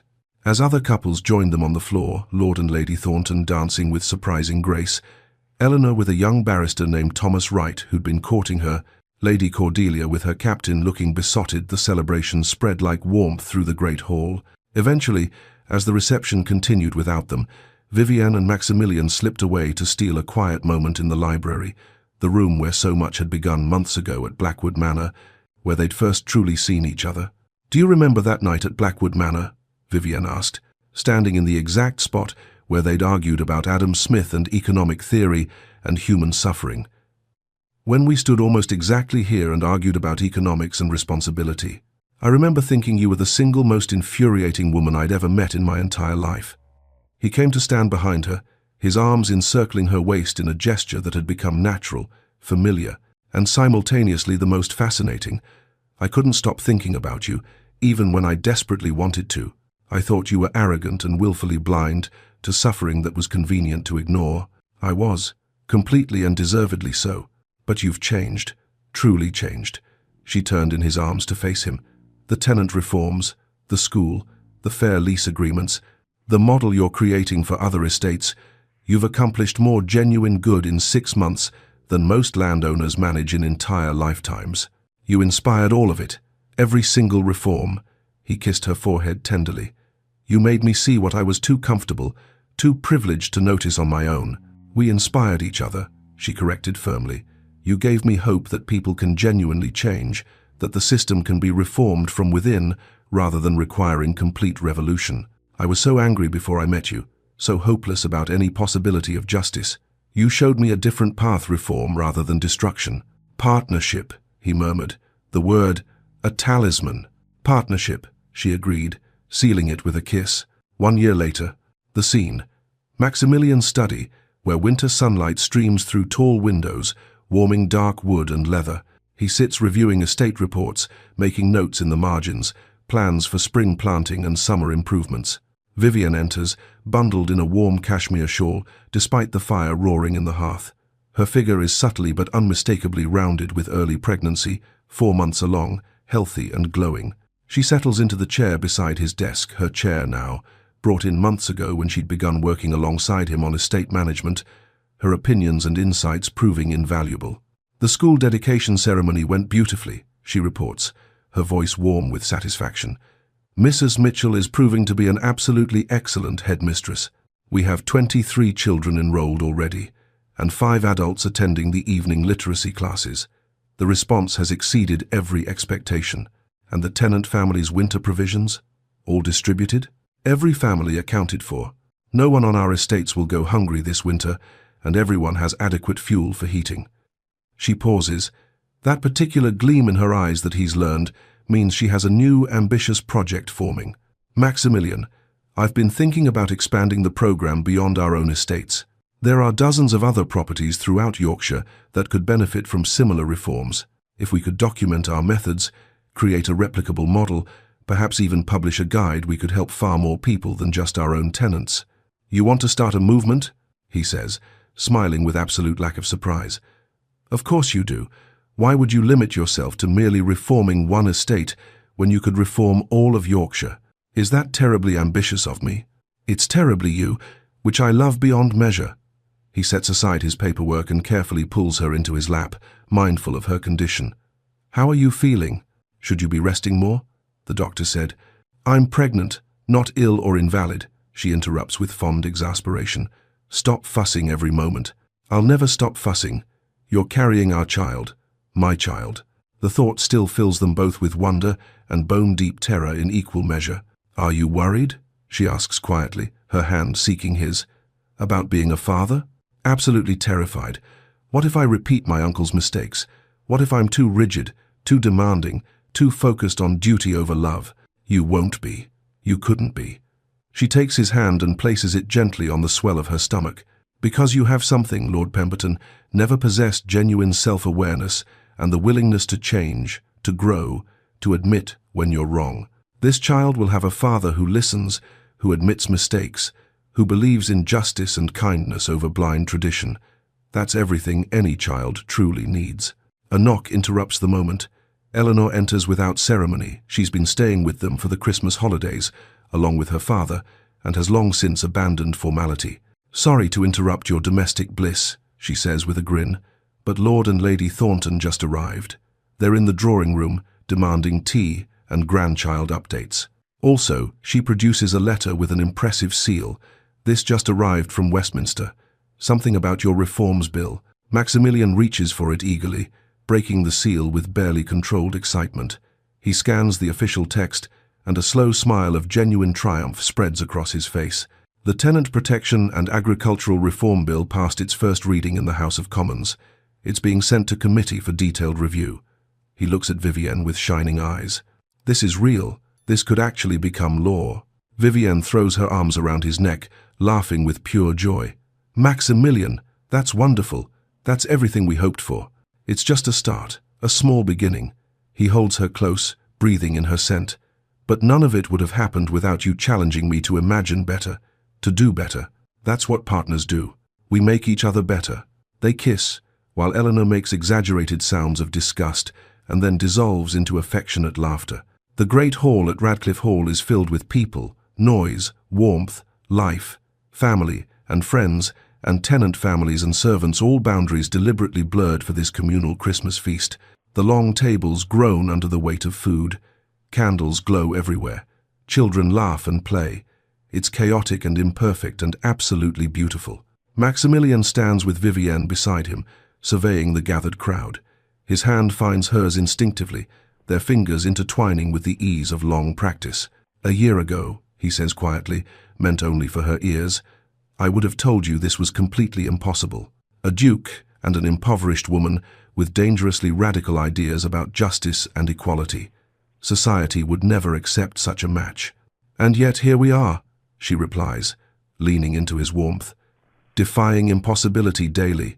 Here we are." He raises her hand to his lips, kissing her knuckles, utterly unfit for the constrained life we were supposed to lead, and perfectly suited for the life we've chosen to build together. "I love you," she says simply, the words needing no embellishment. "I love you more. Impossible to quantify. Want to wager on it?"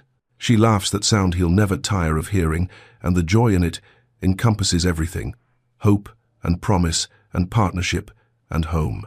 In the corner, Lord Thornton watches his daughter with misty eyes, his heart full. Lady Catherine clutches his hand, equally overcome. Eleanor catches Vivienne's eye across the crowded hall and raises her glass in a private toast, her smile saying everything words couldn't. And Maximilian pulls his wife, his partner, his love, his perfectly fit match close, thinking about the child they'll welcome in spring, the reforms they'll fight for together, the life they're building, brick by brick, choice by choice, day by day. What began with anger and wounded pride has become love and genuine partnership. What society deemed impossible has become their beautiful, imperfect reality. And the woman once called Unfit has become not just a duchess, but a force for change, a partner in every sense, and the absolute love of one man's life. She was never unfit. She was simply waiting for someone brave enough to truly see her, and he was waiting for someone courageous enough to challenge him to become better. In the end, they were exactly, perfectly what each other needed. And so concludes the tale of Vivienne and Maximilian, a story of how love transformed pride into partnership, how courage challenged privilege into purpose, and how two people deemed impossibly unsuited discovered they were perfectly fit for each other. If this story touched your heart, made you believe in second chances, or reminded you that love often begins where we least expect it, please show your support by hitting that like button.